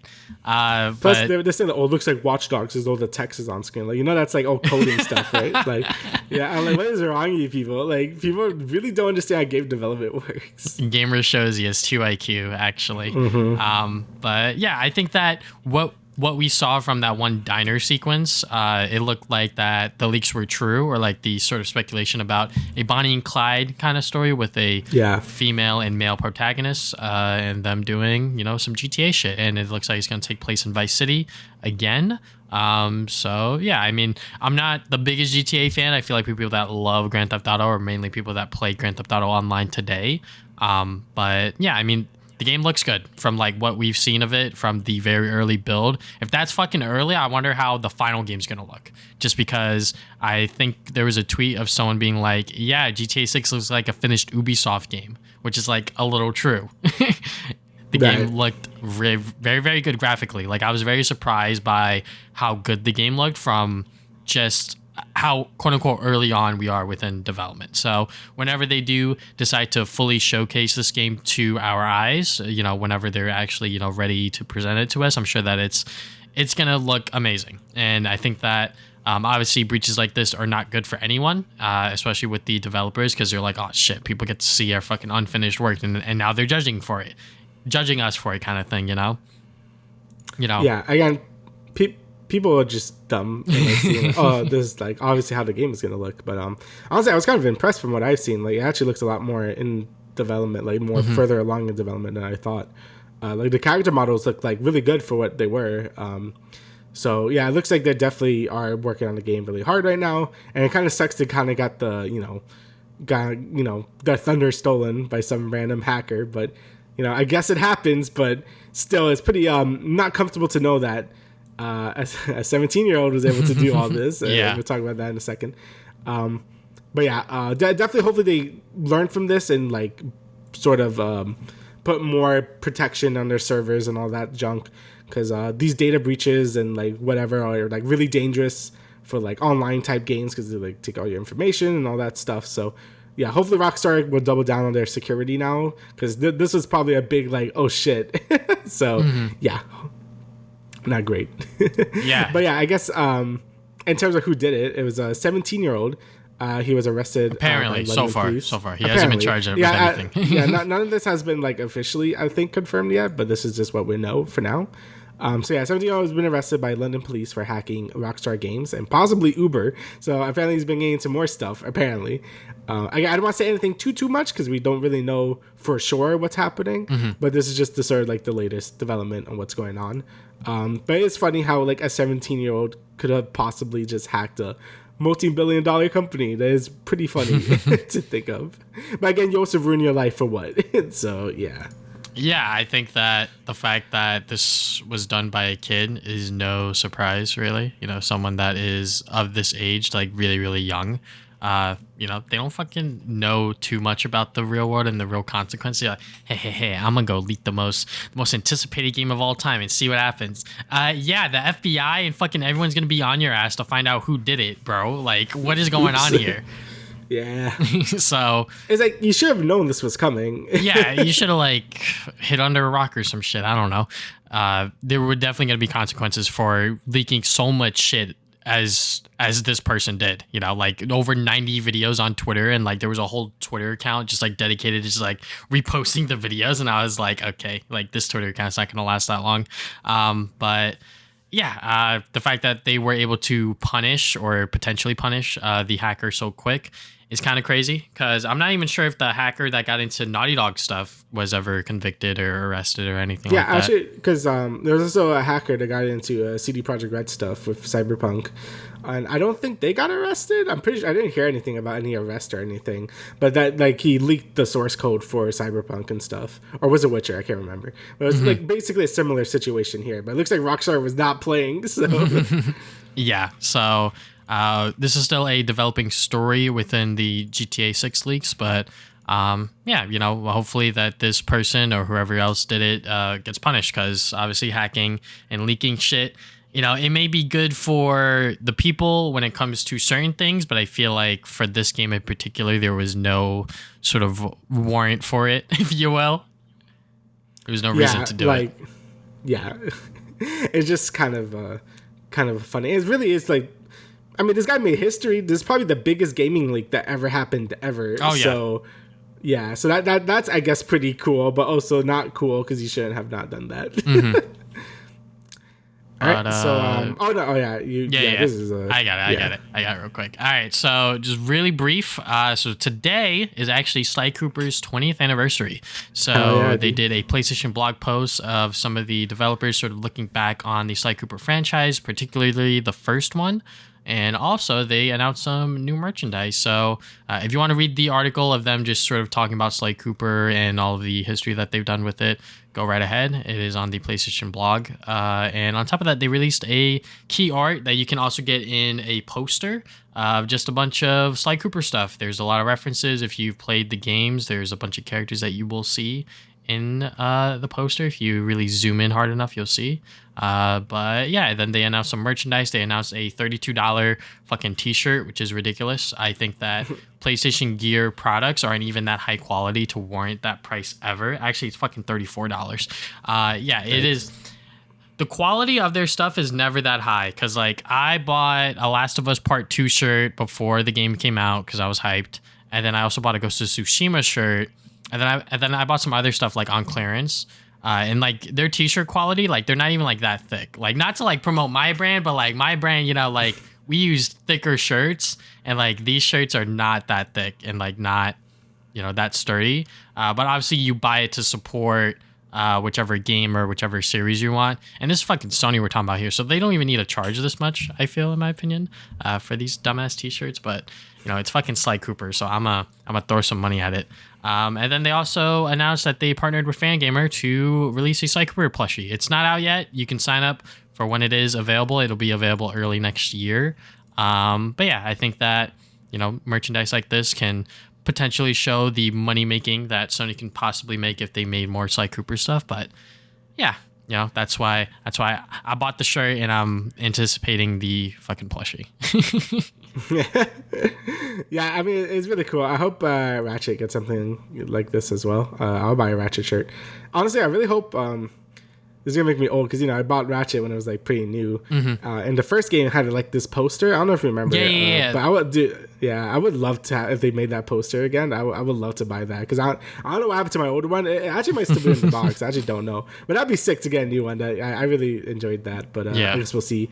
Like November, I think, is Ratchet's 20th anniversary, so we'll see for that. Yeah, and that poster was fucking massive for no reason. Yeah, it was huge. Yeah, that's why I didn't put it up for when I was no a kid, reason. So. But yeah, pretty cool stuff. All right, so next we got some Sonic stuff. So there was a new Tokyo Game Show trailer where they showed Super Sonic. So it looks like you could just go Super Sonic mid-game, I'm guessing, because they wouldn't just show this if it was a final boss thing only. So it's looking like with the Chaos Emeralds you get from the cyberspace levels, you could just turn Super Sonic. I don't know if this is going to be like a last island sort of thing, because that's when you get your last Chaos Emerald or what, but pretty cool regardless. It looks like you could just go Super in the overworld, I'm guessing, so... again, we don't know much yet, but cool, really cool. Yeah, I think that, the Sonic fandom and the Sonic fan base always goes crazy when like new stuff ever comes out. So they're theorizing that like there's going to be like a new form for Sonic because like it's been a while since we've gotten one of those. So I mean, I'm all down for it. Sonic fans, keep thinking, keep theorizing. I'm obviously all down for it. But yeah, seeing Super Sonic so casually obviously is like kind of weird, kind of funny. But yeah, I cannot wait to play this game every single time I see new gameplay footage of Sonic Frontiers. I just get more excited. Like obviously I'm a lot more hyped for this game than God of War. Not to say God of War is gonna be bad or like I'm not looking forward to it, but like both games come out around the same time. If I'm gonna throw my money at one of them, I'm gonna throw it at Sonic first and then God of War later. But I'm the Yard Card TV Sonic. Yeah, exactly. So like I'm looking forward to this game just because it actually looks pretty good, despite it having a rough start with the whole IGN previews and it looking like it's still in like beta alpha stages. Now the game actually looks a lot more polished, so it looks like that they really took that criticism seriously and started to buckle down and make the game look good. Yeah, which is great. Like I said before as well, yeah, I think the game just looks better and better with each trailer. So I'm up to the point where I actually am excited for the game. Like last time I was like, ooh, I don't know, it kind of looks a little not great. But now, each trailer has made the game look a lot more fun. And I've been hearing like a lot of good things about people who actually played the game and like these demo stuff. So yeah, it's really raising my hype level for it. I still think it's gonna get like 7s and stuff, but I think it'd be a lot of fun. So I'm definitely looking forward to it now. And I think this is a good direction for Sonic to go in for however long he feels like going for it, because he always changes his gameplay style sometimes. But I guess we'll see how this game sells. It's probably going to sell really well, but yeah, hopefully the game is good. Definitely looking forward to it. Next bit of Sonic news we got here is Sonic Prime teaser trailer. We get some fully animated sequence with Sonic versus Shadow and Big the Cast there for some reason, and they're in Green Hill Zone. So yeah, I mean, seeing Shadow in Green Hill Zone, me and Damian said this before the show. Yeah, it looks fucking cursed. It is very cursed, yeah. Shadow being in Green Hill is not like okay. That is not okay, guys. But I mean, look, Netflix has canned a lot of other sort of animated projects. So the fact that they kept this one alive for reasons, I'm sure, because it's Sonic and they know that it'll make money and shit like that. So, yeah, I mean, I'm looking forward to it. It looks good animation-wise. It looks like that they're really taking advantage of like the CG sort of, lanky look that Sonic has within this series. So, yeah, I'm sure that this is gonna be a lot more aligned with like an action adventure show compared to like what Sonic Boom was as like a comedy kind of thing. So yeah, I mean, I'm looking forward to it. When it drops on Netflix, I'm gonna be there watching it along with all the other Sonic fans and children. So. I'm actually surprised how, because this trailer sort of geared itself as more of an action thing, which is interesting. I thought it was going to be more like Sonic Boom, where it was a lot, more comedic, but still has some action. But it looks more like focusing on that aspect, which is cool, because I'm like, oh, yeah, all right, sure. Like, that's something I would be more excited to watch, is I'm a little more action-oriented or adventure-oriented. And yeah, in terms of animation, I like it a lot. It's a lot more squash and stretch, they do a lot of cartoonish animation, and I think it looks really good. I think they're gonna go for like that CG style. I like that more than just the stiff 3D animation that some things have. Obviously I love Spider-Verse and stuff, and seeing like exaggerated movements always great. To bring it back to Cyberpunk, like Trigger's really good with that as well. Like they do really big exaggerated movements that look really weird, but look great in motion. And it sort of feels the same way here. So I'm always down with that. It makes like every action feel a lot more like impactful in a way. So yeah. Just because like a random screenshot looks a little funny when it's moving like as fast as it is. I hate when people do that. It's obviously not meant to be viewed like that. It's like, oh my god, have you seen this one screenshot of My Hero Academia? It does not look like the manga. Yeah, it's not a point. It's supposed to be viewed in motion. It is supposed to be viewed in motion. All right, so next we have the this is gonna break the internet when it actually comes out. Yep. The Super Mario movie teaser is coming October 6th at New York Comic Con. So we're finally gonna see the first glimpse of this. This has been announced for like 2 years already, right? Or a year? Yeah. It's been a bit since Miyamoto was like, dropped the bomb on everyone. But yeah, we're finally gonna see something about this movie, and I am not happy to see what this movie's gonna look like. We're gonna hear Chris Pratt. We're gonna hear Chris Pratt's Mario. I am very excited and scared to see what this is gonna be. Yeah, I think that a lot of people are scared just because we've had a Mario movie before, and it's fucking we did. Notorious around the gaming community with the live action setting, and obviously Nintendo is very scared about making this movie. I'm sure that they know what the repercussions are if their movie is not good, and because we now have other video game movies in the market, such as Sonic 1 and 2, the Pokemon movie, Mortal Kombat. There's other video game movies on the market that show that, hey, there are good video game movies. So Mario, the most well-known and recognizable video game character of all time, how is their movie going to pan out? And this is only going to be a teaser trailer, so we're not going to see like a full-length trailer for it. But we will see hopefully some glimpses of what the characters will look like, what they sound like. I think that that's like a big thing for people because they hired all of these Hollywood actors to do the voices instead of just getting voice actors to do the roles. And I'm sure that that's where most of the budget is unfortunately going to, is hiring these actors to do the voices. So I'm anticipating this to be okay. If it actually looks good, I'm going to be excited for it.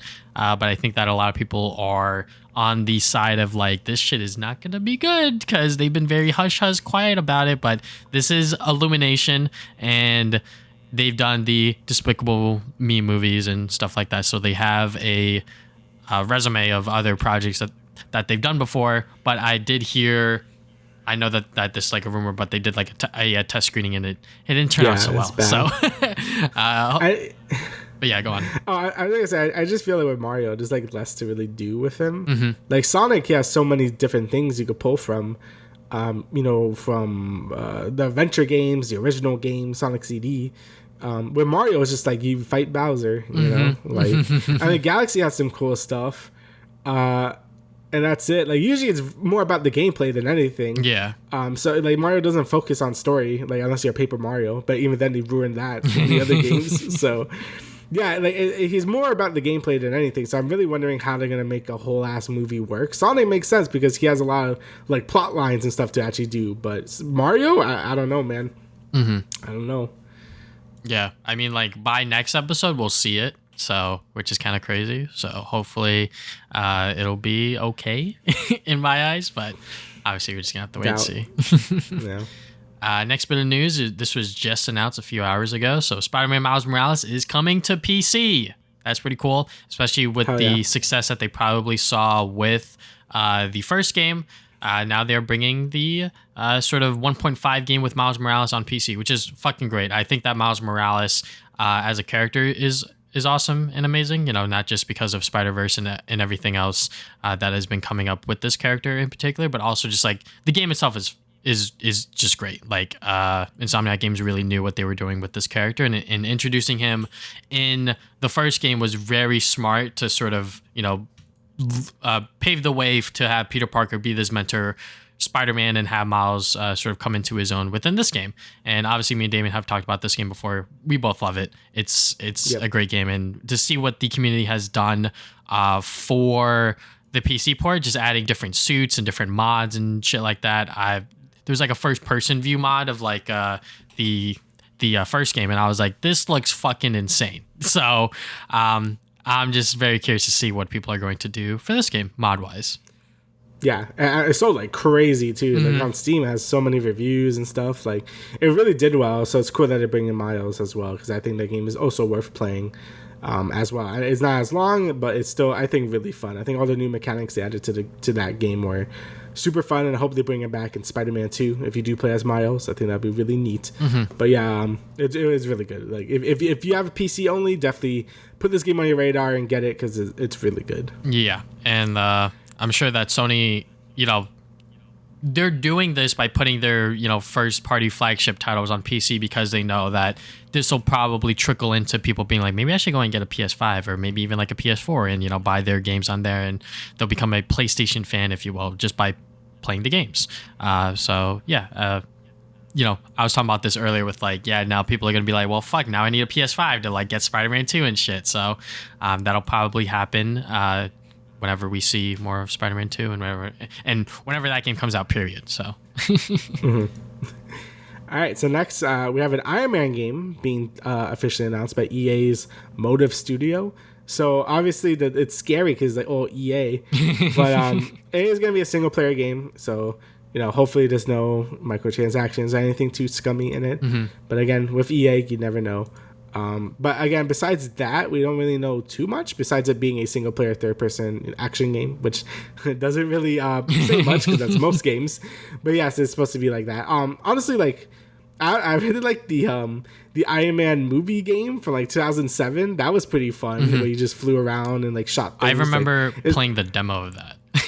Yeah, but I think I actually had it because I didn't buy it when it was new. I got it when it was like used because no one, people buy it and then trade it all the time. And yeah, that was a good time. And hopefully if it's something like that, but like, obviously way better, I think that'd be fun. I think Iron Man is one of my characters I really want to have a game of. Like Iron Man and Captain America, which is happening.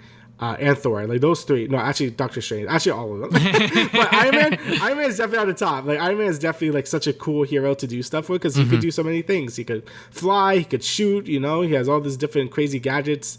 It's just like, why wouldn't you want to do a game with him? And I'm really happy, like I said before, all these studios want to do like good single player games with these heroes because I think they saw the success of Spider-Man and the failure of Avengers. They're like, okay, this is the way to go. And it is. I think that is the way to go. And hopefully we get really high quality superhero games going forward. Again, like I said, I do want like a Doctor Strange game. I think that'd be really sick.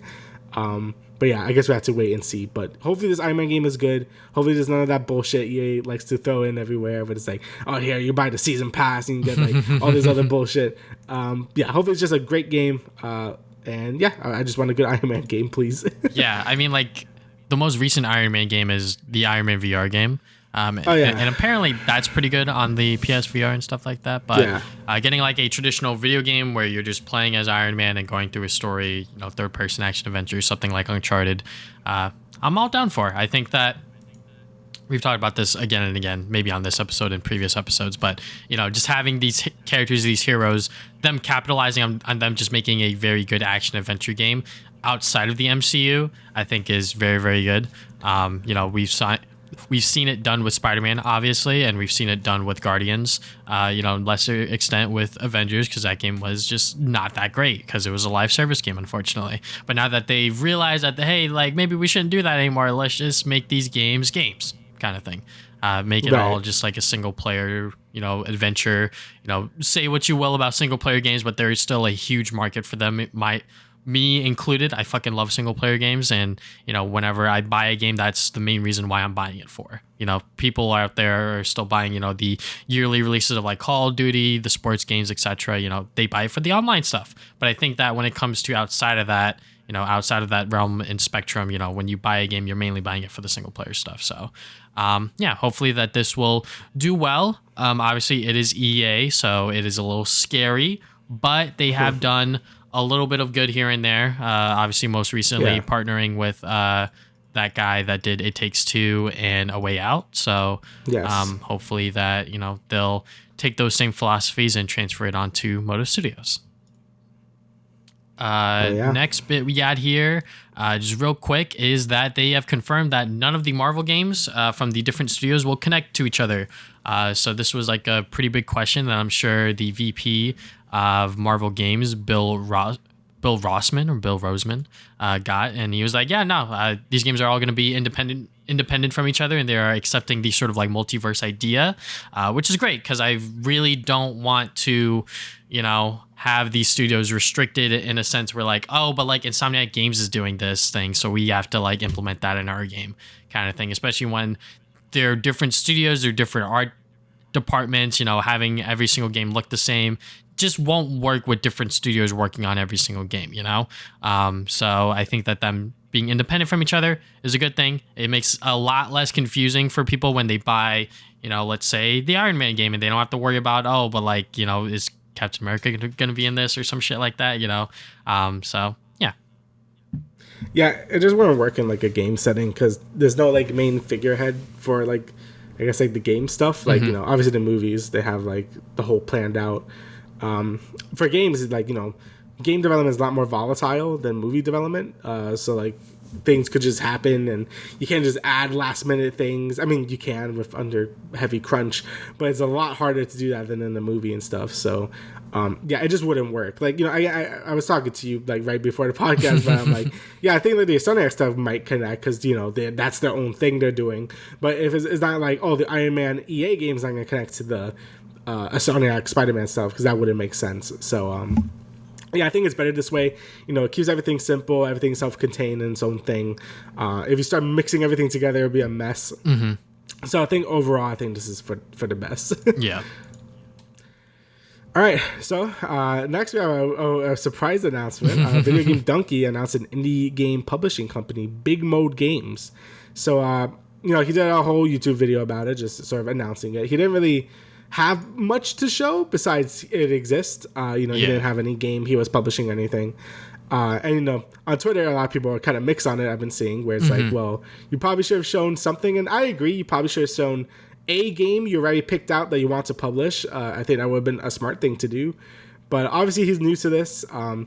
Again, it's hard to tell with Dunkey if he's joking or if he's serious about certain things. Because he's like, I know good games, so I know how to publish good games. I'm like, yes, I think every publisher thinks that, and then they still release, maybe something that's not great. So hopefully, like, it's mostly him just joking and having a laugh, and he's taking it more seriously than he's saying in this video. Because, anything in game development is hard. Even though publishing isn't directly developing games, it's still like you have to advertise for it, you have to localize it, you have to do a bunch of other shit, you have to greenlight stuff or give funding to stuff. It's a whole thing. And maybe a game looks good on paper and you fund it and it turns out it's kind of not great. That's just something you're gonna have to deal with. Hopefully he's prepared for that. I'm not saying he's not or anything, but it's definitely like a really tricky thing to walk down. I think that him announcing, this whole indie game publishing thing is great. I think that he obviously likes to play a lot of games. So he wants to support this indie game industry in a way financially because he's in that position to do so. And him and Leah, he explained the story pretty well, I would say, of him and her just being like, well, we want to like fun games. We want to make these visions and games become reality, which is great. And I think that the video itself, my problem with the video is that like he was, like you said, like it's kind of hard for us to tell whether he's joking or not. But I feel like that this was one of his more serious videos, like when he quit League, like he was very serious in that video. But with this video in particular, I also think that he was serious. So him sort of like bolstering himself up and being like, I played a lot of games and like I know what I'm talking about and this and that, is a little iffy and sort of like him like bolstering himself up.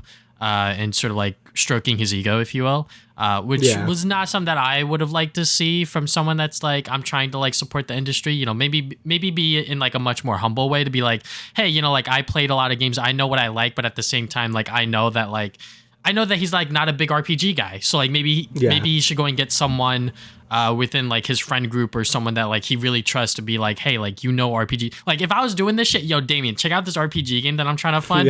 Is this shit good? And then Damian will play it and then come back to me kind of thing, I really agree with that because what games he likes are very specific. So him saying I know what makes good games, I'm like, okay, so no RPGs then, because it's gonna be mostly platformers at that point, which is fine. But I also feel like his scope in video games are very narrow in terms of what he likes. That I feel like that's not really great for like a publishing thing. Like I feel like you want to give everything a chance because so many good indie games turn out to be RPGs and you wouldn't know that. I mean, one of the biggest ones is Undertale and that's an RPG. So like, it's sort of, I feel like your taste has to be pretty varied in order to, especially if you're gonna be by yourself, because it seems like it's just him and Leia. I don't really see anyone else that he's mentioned that's helping as of right now. I mean, like, on the application thing, which I will like, give him props for, is that like no NFTs, no crypto, no shit like that. Good. So like he he and her obviously thought about this in great lengths, but maybe not far enough. Obviously, he's new to this. He doesn't really exactly know what he's doing. All the publisher does, in my eyes, in terms of like what I know, is that like they just give them money and like, all right, here, fucking. Yeah, but they do money, advertising, they do all the business stuff, basically. Yeah. But sometimes they got fun with it. Like, I know Digital Devolver is really good because they're basically doing what he wants to do, but they exist already. Like Digital Devolver, like they do publish hit after hit. Like they just published like Call of the Lamb, and that was really good. Other games they did were like all crazy, creative, and like unique. You just have to have the eye for that stuff to really find these indie games that are like, okay, this has potential. I'm gonna boost you up, and you're gonna sell well because every Digital Devolver published game does very well because they know what they're doing. So I'm hoping Big Mode could sort of be a second Digital Devolver because that would be great. But if he doesn't, then it's definitely gonna be a big, hit to his like ego, I guess. Like in terms of like, okay, this is way harder than I think it is. So yeah, I think that over this next week or two, he's definitely gonna get very humbled in terms of like what the internet says, if he's even reading it at all, in terms of like the criticism and the response from it. I know that there was like a thread from like an indie game developer who was like, hey, like, I don't know if this is like a good idea kind of thing. Yeah, which I've been seeing a lot of indie developers say that. Yeah, which like I get, because like if you watch Dunkey's videos, you'll know what games he likes and which games he doesn't like, because like he made like a whole ass video about like game reviews, and like he talks about on how like if you watch a Dunkey video, you know what I like, but like if you go on IGN, it's like a whole new writer, whole new person kind of thing. So he just has to keep that in mind when he's like picking games and shit like that, because like obviously every video game publisher wants to publish good games, but sometimes you might not have that judgment to do so. Sometimes you might be like, oh shit, this is not what we wanted. So and like the reception isn't as great and things like that. But me personally, like, do I trust Dunkey to do what he's sort of outing himself to do? Yeah, sure. I think that he has the eye for good games, because obviously he lives and breathes video games, and that's like his whole fucking career. And like after he quit League, he obviously opened up his, I guess, palette, if you will, and just like played more games that weren't just fucking League. So yeah, I mean, I hope that he makes good games. Obviously, I really do like the frog mascot. I think that that's like very cute and shit like that. Yeah. But yeah, I hope it does well. I'm obviously kind of skeptical because like in his video, he was very much like, egoing himself, being like, I know what good games are and shit like that. And I'm like, yeah, I think he's being serious. So like, I kind of don't like the way that he's talking right now. So yeah, and that kind of goes with his reviews too. Like, I know a lot of people say like, it's like, oh, if Dunkey says something, it's either law or it's a joke. So I don't really know anymore. So like, I usually when I watch his videos, I take it with grains of salt, because I'm like, I don't know if you're serious or you're not serious. So I'm just gonna watch it and laugh and like hope it's like fine. So yeah, again, I think he is pretty knowledgeable about games he does like, and hopefully those are the games he kind of focuses on publishing. But I'm gonna give it benefit of doubt. Even if his first game he publishes isn't great, I'll give him a few more chances. I think like everyone's gonna stumble the first few games or whatever. But if the first game is like a hit, then yeah, I'll trust in his judgment. But as of right now, he has a lot to prove, and he hasn't really shown anything. Especially for someone that makes fun of AAA games a lot for basically like over promising and under delivering. He hasn't really took that himself, where he kind of is over promising and not really delivering much of anything right now. So we're gonna have to see. So yeah, I hope within the next 6 months he picks a game that people have applied for it and been like, hey, like this is our game and we want this and this, because I was just going through the application process real quick, and like it seems pretty in depth, where like you can check off whether you need funding, marketing, porting, stuff like that, and like pretty much everything that you would want or what they would want for your game is pretty much here. So yeah, in like a release window of when you want it to come out. So it seems like they've thought it out, but maybe not fully. So hopefully this big mode stuff does pan out well for him, because this is like a pretty big news story, I would say. I get, there's a difference between playing a lot of games and like working in it. Yeah, 100%. Like I I play a lot of video games. I think I'm pretty varied in my genre selection. Like basically any genre. If you tell me to publish a game or make one, I'd be like, what? I can't do that. Yeah. So same here, which is why like I want to do games journalism, so I could talk about games and not have to worry about how they're made, kind of thing. But obviously be worried about the workers and the working conditions. But everything about working on the game, I don't know shit about. If you try to tell me to like code some things, I'm not gonna. Nah, that's not gonna work. Yeah. But even like marketing it and like how all that shit works, and like how much money things would need. I don't know. I'm like, I don't know, maybe like a couple thousand. I don't know. Maybe that's too high, too low. I don't fucking know. Yeah. So Dunkey's definitely heading into unknown territory in a sense. Hopefully that him and Leah are able to work this together and publish some pretty cool games that I think that because of his platform are obviously going to be able to boost them even more just because of that. But also just like one last thing, when he was talking about indie games, he talked about like pretty much every single well-known indie game. Right? Like, yeah, I know. That's kind of my issue too. Like, those are all indie games that are like humongous. Like, everyone knows about them, so I don't really know what that says. Like, yeah, like, Rocket League. I was like, bro. Yeah, if you showed me like Frogun, I'd be like, okay, yeah, this guy knows what's up, because that's like that's obscure. But like, if you're showing me like, oh, here's like Celeste, I'm like, yeah, everyone's heard of Celeste. So yeah, maybe he was saying those games as like games that he wants to publish, but at the same time, like that makes sense. At the same time, you don't know if it's going to be the next Celeste or the next Rocket League or anything like that. You kind of just have to bite the bullet and see what happens if you think the game's going to be really, really good. So yeah, I guess we'll see. Yeah, hopefully something within the next 6 months is what I'm giving them. I'll let you handle the next like two things here. We're just going to talk about everything with the Twitch drama. Or not everything, but we're mainly going to talk about the SlikeR. Yeah, not everything. Yeah. Because there's just way too much shit to talk about when it comes to the Twitch drama. So pretty much we're going to talk about the SlikeR stuff because that was like pretty big like mainstream news as well.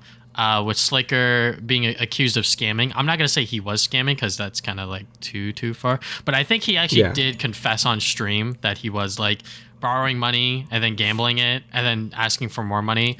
So... and that's a part of gambling.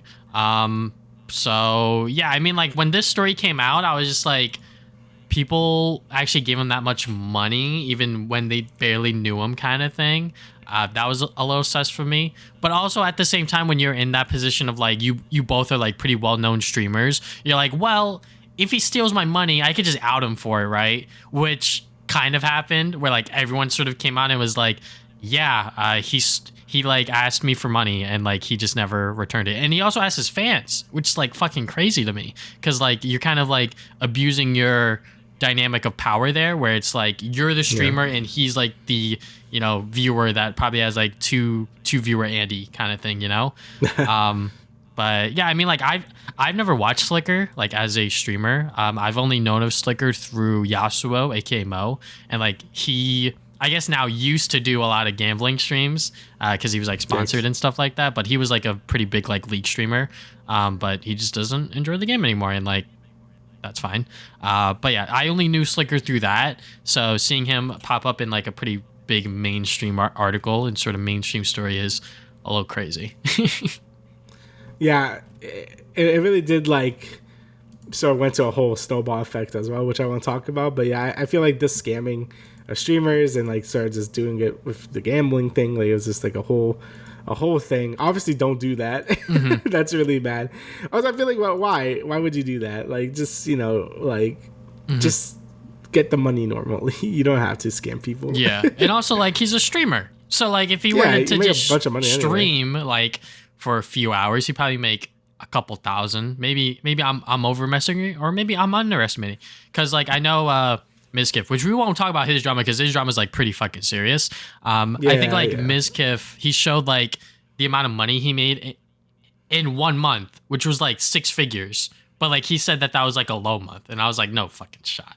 Like these fucking streamers are insane when they have like thousands and thousands of viewers, and they. Bro, I would stream for like a year and then leave. Like, yeah, like, I mean, like, yeah, that's like a whole other topic with like just streamers. And I mean, like me personally, I think that most streamers, most big streamers, anyways, they go through like mental battles a lot, and I think that deals with them, like how they internalize and externalize certain situations, because like you know, just like quick example, like Pokimane, she recently went on the Trash Taste podcast, and she sort of talked about like a lot of like her experiences with like streaming and stuff like that, and how like she would never IRL stream in LA because she just doesn't feel safe. And I'm like, that's fucking fair, you know, because she would IRL stream in like Japan or like Korea because like she knows that like most of her audience won't be there, and like the fucking weirdos and the, you know, incels and shit like that won't be there, and she'll feel safe. Even if she were to IRL stream in LA, she said that even if she had someone else with her, she would not feel safe.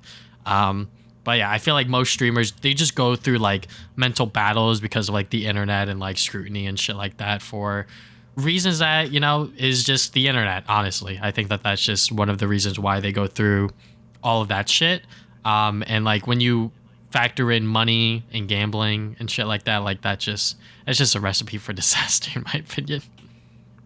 Yeah, every time you have the gambling thing, like it's crazy that it was still a thing, like ever since the whole CS:GO debacle with the I forgot what to call it, like the whole, you know, CS:GO Lotto with T Martin. Yeah, there you go. Yeah, CS:GO Lotto. Yeah, because that was a whole thing a couple of years ago. And now that it's back, but like actual gambling, like it's like real money this time, right? It wasn't like CS:GO crates. That's so much worse. Like, I'm surprised this was like going on for as long as it did. You know, I know like XKC was doing a lot of it as well, which is just like, I don't know. I feel like as a streamer, you should probably be like, yeah, that isn't okay. Because a lot of people that are watching these streamers are probably like 14 or something, like they're in the younger ages. And you showing like, oh, gambling is a cool thing to do. Like, look how much money I'm making. It's like, no, that doesn't happen at all to anyone. Yeah. The only reason they make money is because they're rich and they can just keep putting more money to gamble. So it looks like they win. So, yeah. I know that a few months ago, XQC's like parent like called him and was like, "Are you okay?" Something along the lines of like he lost like thousands of dollars gambling or something like that. God. But like obviously like XQC can just like make that back easily. Yeah, he doesn't care. Because, he makes all that money. Yeah, because like he's a fucking like pretty much the #1 streamer on Twitch, if not within the top 5, if you will. So yeah, I mean like just SlikeR being, you know, able to go around to like so many streamers and being like, hey, you know, like my bank account got locked and like I need money for, you know, like my parent or like some sob story, then like they would actually give it to him because like they felt bad.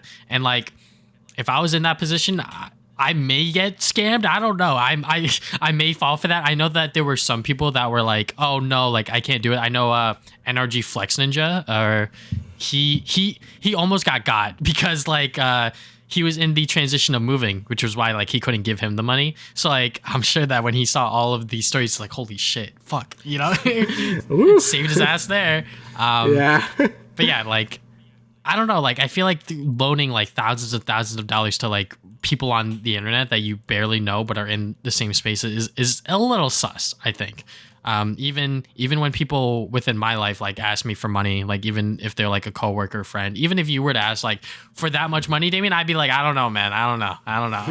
Yeah, I mean that's fair. Yeah, I have to see you like dying or something. Please. Yeah, then I'm like, okay. But I feel like if you're just like, I don't know, is it hey, I need like $1,000. Yeah. Please. I'm like, all right, hold on. I feel like saying your bank account's locked and you need like certain amount of money like right now. Yeah, that's like classic like scamming thing. Like, why would I believe that? It's like, what you mean your shit got locked? What'd you do, bro? Yeah, I feel like you kind of take your goodwill for granted. Like, oh, this guy's my friend. He won't. Yeah. Why would he scam me? Then it's like, no, because I guess he has a problem. So, yeah. Yeah. I think it doesn't come down to SlikeR wanting to scam people. I just think it came down to the gambling problem. Yeah, basically, yeah. Like, you know, that's why it's such a dangerous thing. Yeah. Know? Where it came to just like, oh, like, I have more money now. I can win it all back and pay everyone. And then he lost it all. And then it's like, oh, shit. Now I got to, like, do it again. But, like, even more. Like, I fucking have to hit big. I gotta hit big, which is why it's like you said, dangerous for like, you know, young teenagers to see this and be like, oh my God, he just won like thousands of dollars. Okay, but if you look at his account, like his bank accounts, I'm sure that they would be within that realm too, if not 10 times as much, you know? Like they're able to throw this money away and not really care about it. So, you know, them, I guess like Twitch being like, all right, guys, we're going to ban these gambling sites. And they cited the exact ones that people were using, like, what's it called? Stake.com, rollbit.com, those sites. Like I thought that was kind of crazy because I'm gonna be honest, I tuned into Yasuo's stream for like maybe like 5 minutes, like when this gambling stuff was happening, happening because for some reason he was still streaming it, and I was like, okay, bro, I guess. And like I tuned in for like 3 seconds or like a few minutes, and like he was doing it on stake.com, which like when Twitch cited that, I was like, oh shit, Yasuo's fucking Mo needs a new job or some shit. Like what the fuck? But yeah, I think that Twitch banning just like gambling content in general is good because, like you said, Damian, with the whole like CS:GO Lotto thing, you know, we don't see T Martin or Phantom Lord in the spaces. No. I don't know what happened to Phantom Lord. He's in Mexico, I think. He probably is. He's probably trying to evade the U.S. government. But yeah, you know, with all of those like gambling, you know, just like fucking money schemes, if you will, you know, I think that gambling content in front of like an audience like Twitch, where like a lot of them are going to be younger kids, you know, there's no way to really verify who's, you know, what age or whatnot, you know.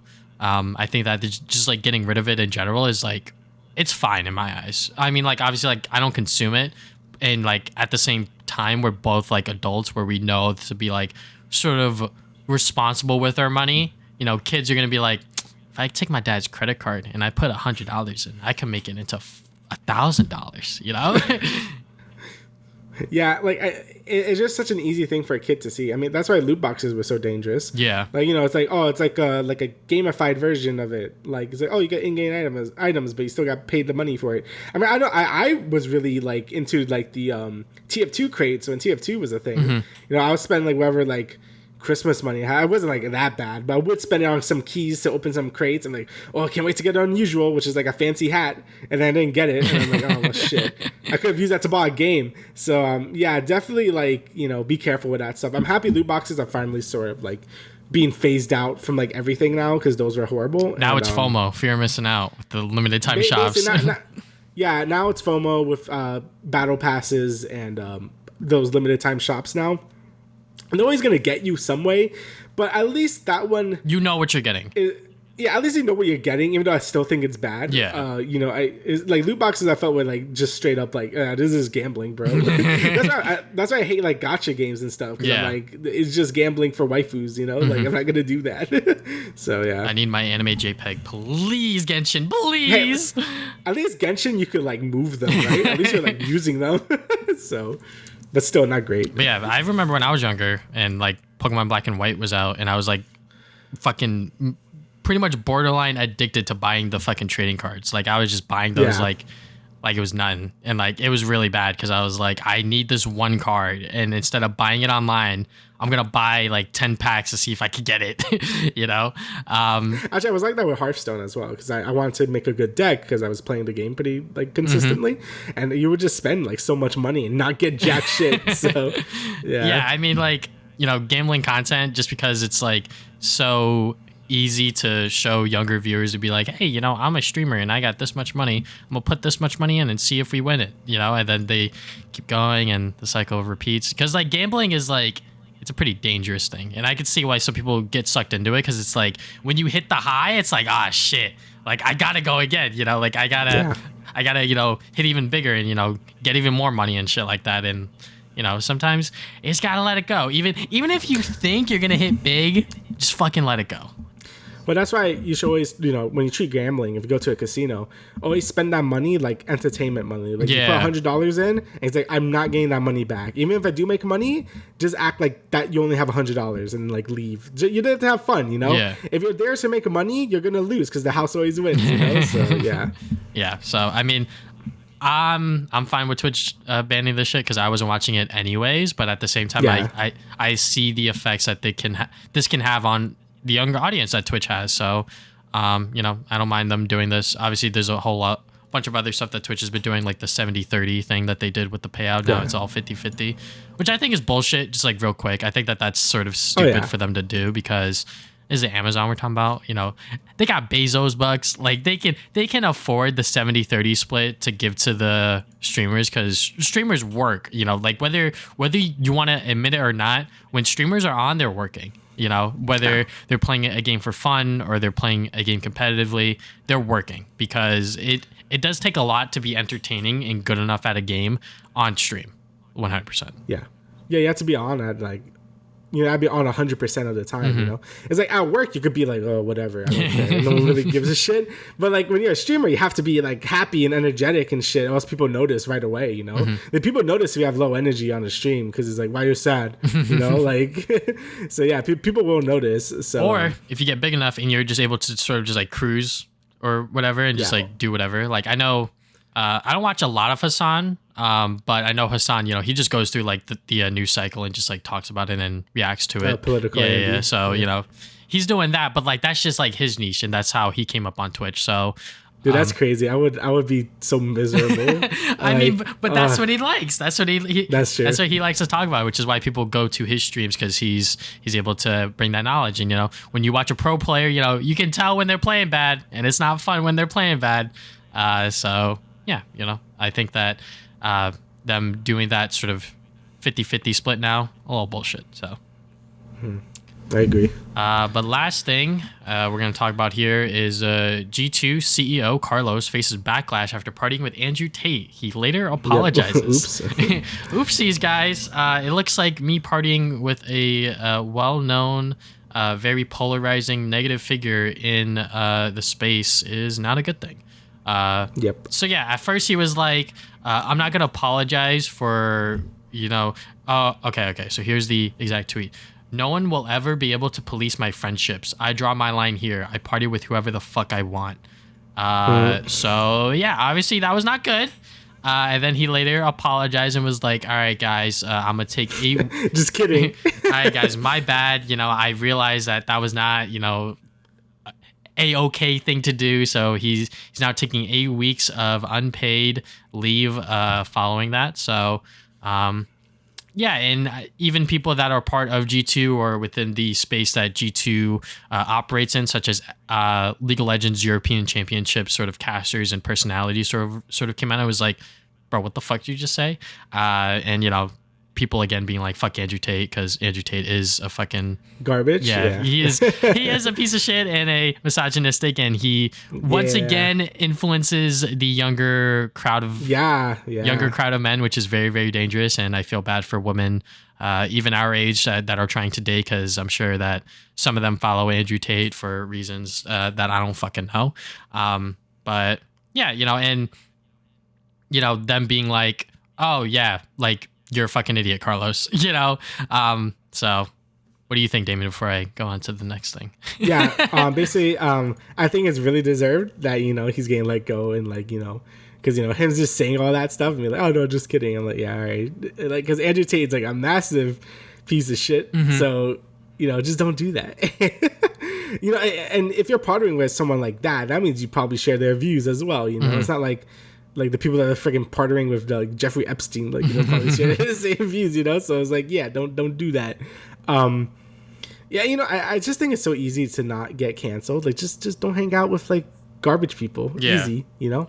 I think that I don't think it's that hard. I think that it is very funny when people were like, so G2's all-female team, was this just all for show, or like, what's going on here? Yeah. I was like, fuck, like that is a little messed up. Put everything under perspective. Yeah, because it's like, bro, like, do you actually view this, or are you just playing it up? So, you know, Valorant, just like as a side tangent to this story. So Valorant announced the franchising teams, which, you know, I could talk about franchising and how I feel about it. But the main thing is that apparently G2 was supposed to be part of the Americas VCT, not EU.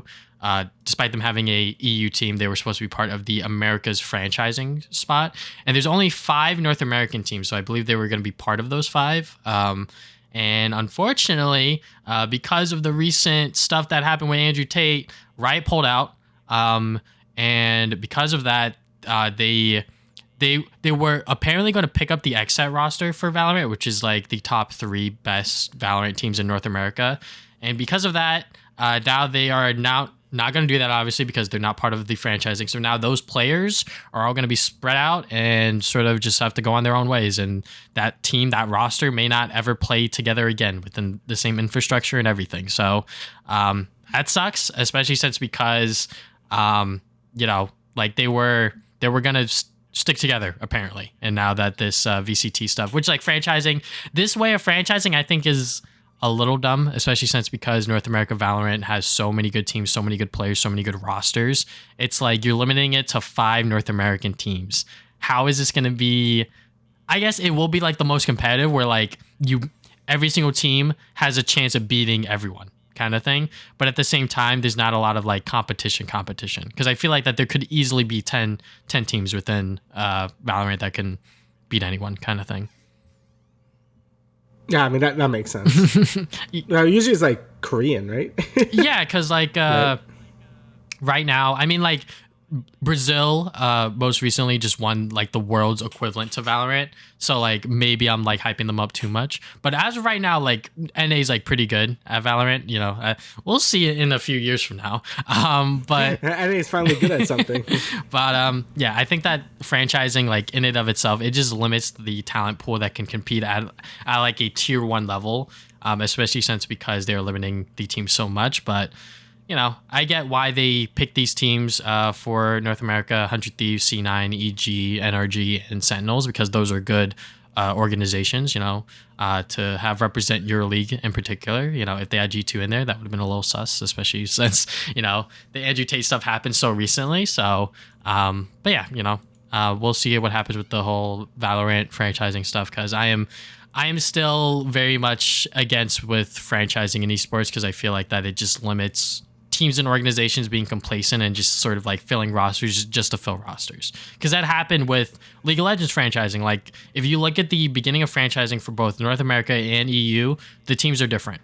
Like there are different teams because some pulled out and some are, you know, entering in as like new organizations and shit like that. So, you know, why not just have that implemented into the system? Obviously, like regulations is like very scary, because like that was like a thing within League with like regulations, like the bottom 2 LCS and EU team just got sent to like a fucking like death match against like the academy squad. But I think that was a lot better than just having them, you know, sit around and just collect their paychecks or whatever. But that's enough of my rant. Yeah, basically, yeah, esports are cool. Esports are cool. So we'll move on from there. We're going to talk about She-Hulk episodes 5 and 6. So these are going to be spoiler discussions. So Damian, let me give my voice a break. What do you think about these episodes? Yeah, I thought they were pretty good. I mean, again, She-Hulk is kind of like, you know, it's more meant to be a fun series. You know, I still don't think you're supposed to take it that seriously. Like, just have fun with it. Mm-hmm. Like, episode 5 was just them, right? That was the fighting for the trademark for the name. Yeah. So, like, that was basically the whole episode. You know, you learn more about, you know, Jen Walters. Yeah, Walters. You know, all her stuff. You know, you get some teases at the end of some stuff. Like, in this episode, that was with the Daredevil mask, I think, right? Mm-hmm. Yeah, so that was with the Daredevil mask. We saw it, you know, the yellow one that we've been seeing. You know, he's probably going to show up here at some point. We're just waiting for it. But yeah, I guess it's more just a fun thing. And if you find it funny and stuff, you know, I laugh a few times, you know, but it's definitely something you're not meant to take as seriously as like some of the other shows they have going on.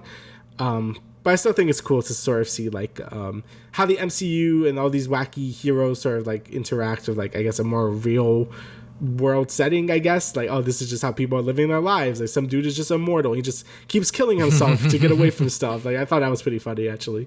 But you know, it's still good. Like, you know, it's really hard to say anything about it because there's not too much substantial things you can say about it, right? It's kind of just like more of a sitcom-y type thing. That's like I'm trying to do a detailed analysis of like Seinfeld or something. Like, I probably could say more about that, but you know, I still enjoy it a lot. Like, it's an enjoyable thing to watch, but it's not like, you know, I'm not like engrossed like you know, Loki or Moon Knight or something. You know.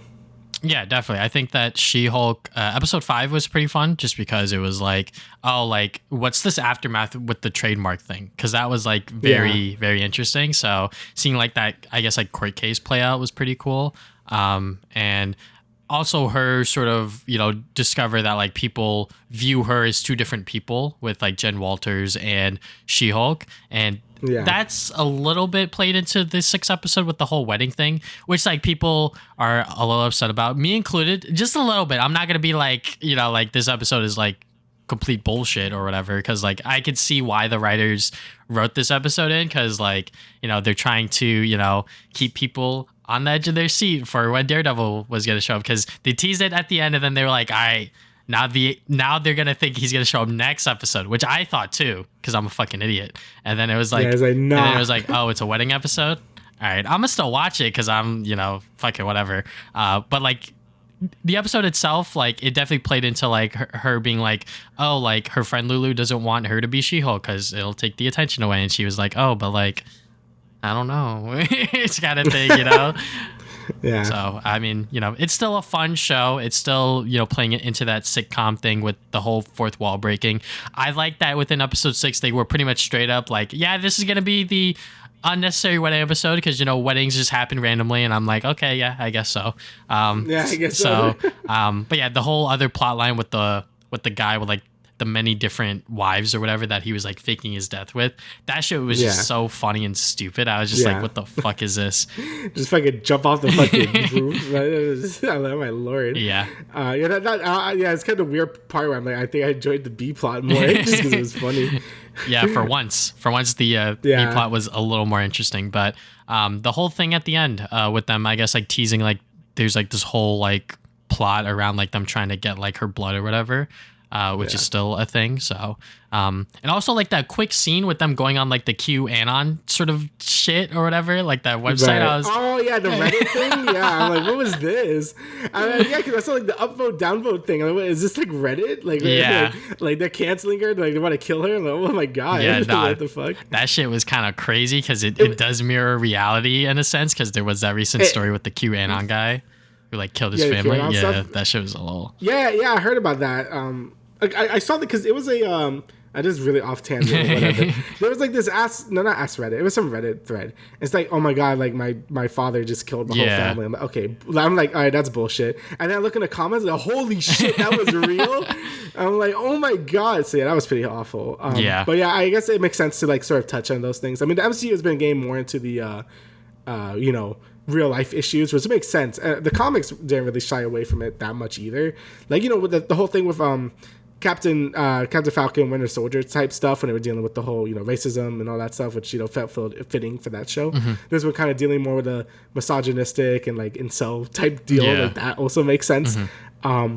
It was just kind of weird to see in the thing. It also reminded me of the Batman, because they also kind of did that with the Riddler stuff. So yeah, I find it very, very interesting to see the reactions on Twitter and people like, these memes suck, and I'm like, yeah, they're supposed to suck because they're stupid. Yeah. You saw your memes? You can't do any better. But yeah, just seeing that sort of stuff being touched on and discussed, especially after the first episode where she's like, I'm always angry kind of thing. So them playing into that, I don't mind. Obviously, I think that them sort of bringing that to light and bringing it into a show in the Marvel Cinematic Universe is fitting, because obviously there's a lot of eyes on the MCU. So people that are, to those people that are continually watching this stuff, they can see that, hey, like this happens, shit like this is real, and it does mirror reality in a sense. So, but yeah, just like overall, it's still, touching on those subjects, but at the same time providing a show that is so stupid and funny. And like the writers for this show, I think that people have been really praising the writers because of this last episode of like that one bit of the fucking Reddit thing, They are very much self-aware of what people are going to say about this show before it even comes out, like with the whole like twerking after credit thing, like people were like, they're very self-aware. They are very self-aware of like what's gonna happen when it drops and what they're gonna see on social media. It's just so predictable. Yeah, that's why. like it's you know what's gonna be the reaction. So. You know what these motherfuckers are gonna say. So and they do it anyways. Like you prove them right. So I don't really know what you're trying to get here. So but on a much lighter note, I'm excited to see Daredevil. Despite him not being in episode 6, I'm not gonna say that I am disappointed or angry, because I am a little. But at the same time, those were my own personal expectations that I was setting for myself, when nothing really pointed to the fact that episode 6 was going to be Daredevil. It's probably going to happen within the next 3, because that's the end of the series. There's only going to be 3 more episodes, so hopefully it'll happen within the next 2, because I cannot wait to see Charlie Cox within that role again and seeing him within the actual MCU. So, cannot wait to see what happens next. Yeah, it's kind of interesting to introduce such a I guess, a more mature character and such a goofy show to begin with. So we're gonna see how his tone is in this one, but it's gonna be interesting when he finally does show up. So yeah, I think I don't know if you watched it, but there was like a mid-season like trailer to show like what else is gonna happen. Oh, I didn't. No. Yeah, so like there was this trailer and they showed like Charlie Cox being like, I guess like kind of like a mentor to Jen Walters, being like, Jen Walters can help people when through the law, and then She-Hulk can help them when the law fails them, which is exactly what he does as Daredevil. So, seeing those two sort of collide, which is why like I was pretty excited to see him show up within episode 6, but obviously it didn't happen. But like I said, it's fine. When he does show up, I cannot wait to see how that episode plays out, and I'm sure Twitter's gonna go crazy, and I'm gonna get fucking spoiled by it before I watch it. So, just how it always is. Just how it always is. But so far so good with She-Hulk. I'm still liking it, enjoying it, especially because this is a much shorter show in the grand scheme of things with the 30-40 minute long episodes, and not a whole lot of, I guess, stakes at hand. It's very much playing into that comedy. Yeah, that's all I gotta say about that. Again, not too much more to say. All right, so we'll move on from there. We got Andor that has officially released episodes 1 through 3.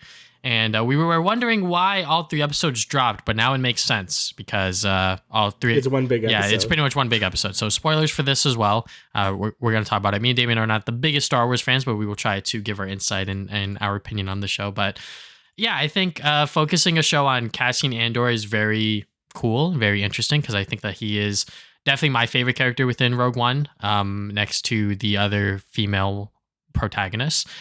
So having a show centered around his stuff, I am down with seeing where he came from, sort of give a bigger idea of his story, and how all 3 episodes connect to, I guess, like his whole thing of just like leaving home, leaving this place that he has called home pretty much his entire life, and seeing how it all comes to an end with the main seller guy being like, I know who you are, bro. And I'm like, whoa, what the fuck? So, yeah.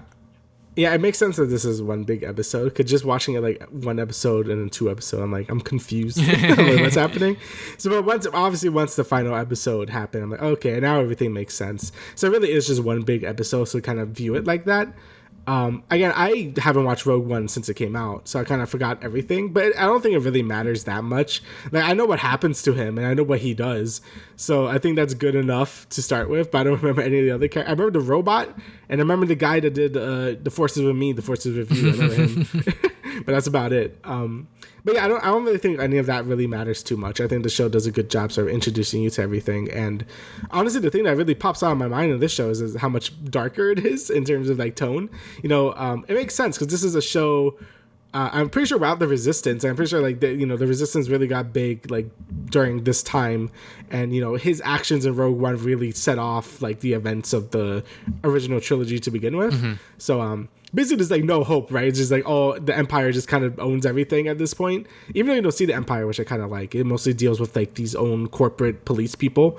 But like even in the first scene, like it's like a pretty intense scene for like a Disney Plus show, which was great. I think this show should aim for a more gritty sort of take on like Star Wars, just because there's no Jedi, he's not like a Mandalorian, he's just a dude. So it's really cool to see him kind of act like a Han Solo-y type thing, where he's kind of like sly with his words, like he makes favors with people, like he's not really strong in the sense of like I'm gonna shoot like 40 people, but like all that stuff really makes him a unique character, and I think they did that really well throughout this whole like sort of first arc, I guess. Yeah. So I think that what the show does really well is just like fleshing out his character, obviously with these first 3 episodes. Obviously the whole backstory stuff, you don't really know what's going on until like the final episode. It's like, oh, okay, okay, now I get it. And when it all comes together at the end with him leaving home and when he was coming home, quote unquote,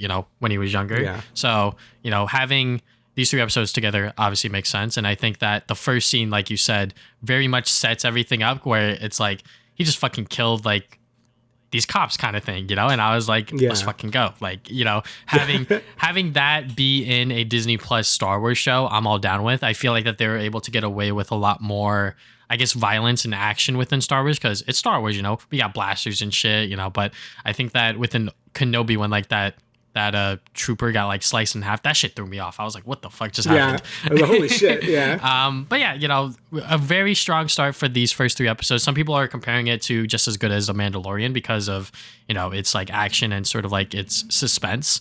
But yeah, and like we get to see like, I guess like Andor's world of characters right before, you know, he sets off on his adventure or whatever. So yeah, you know, I really like Binks, and like people were very sus of Tim because it's like Tim. Yeah, fuck Tim, bro. I'm happy he's dead. I was like, Tim and Binks. How did Tim pull though?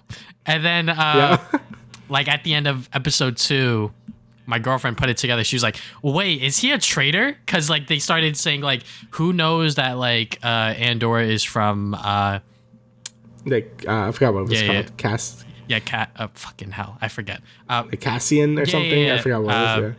I think that's his name, Cassian Andor. But I forget his fucking home planet. But yeah, like people were like, yo, how does anyone know that like he's from Kenari?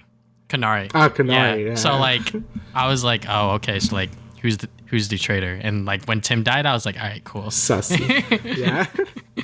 Yeah, he was like being like a weird like traitor and like simp and stuff. Yeah. I'm like, just get out of here. Like, so I'm happy he died. But honestly, like, yeah, like, you know, again, just the whole scene with like all the cops sort of raided in and stuff, and seeing the whole town sort of like pull together because like, yeah, fuck these guys. So that was pretty sick. Honestly, like the whole set designs and everything is really good. You know, I think Mandalorian hit that as well. Like Kenobi felt a little like a little cheaper with it. Not cheaper, but I definitely felt a little more.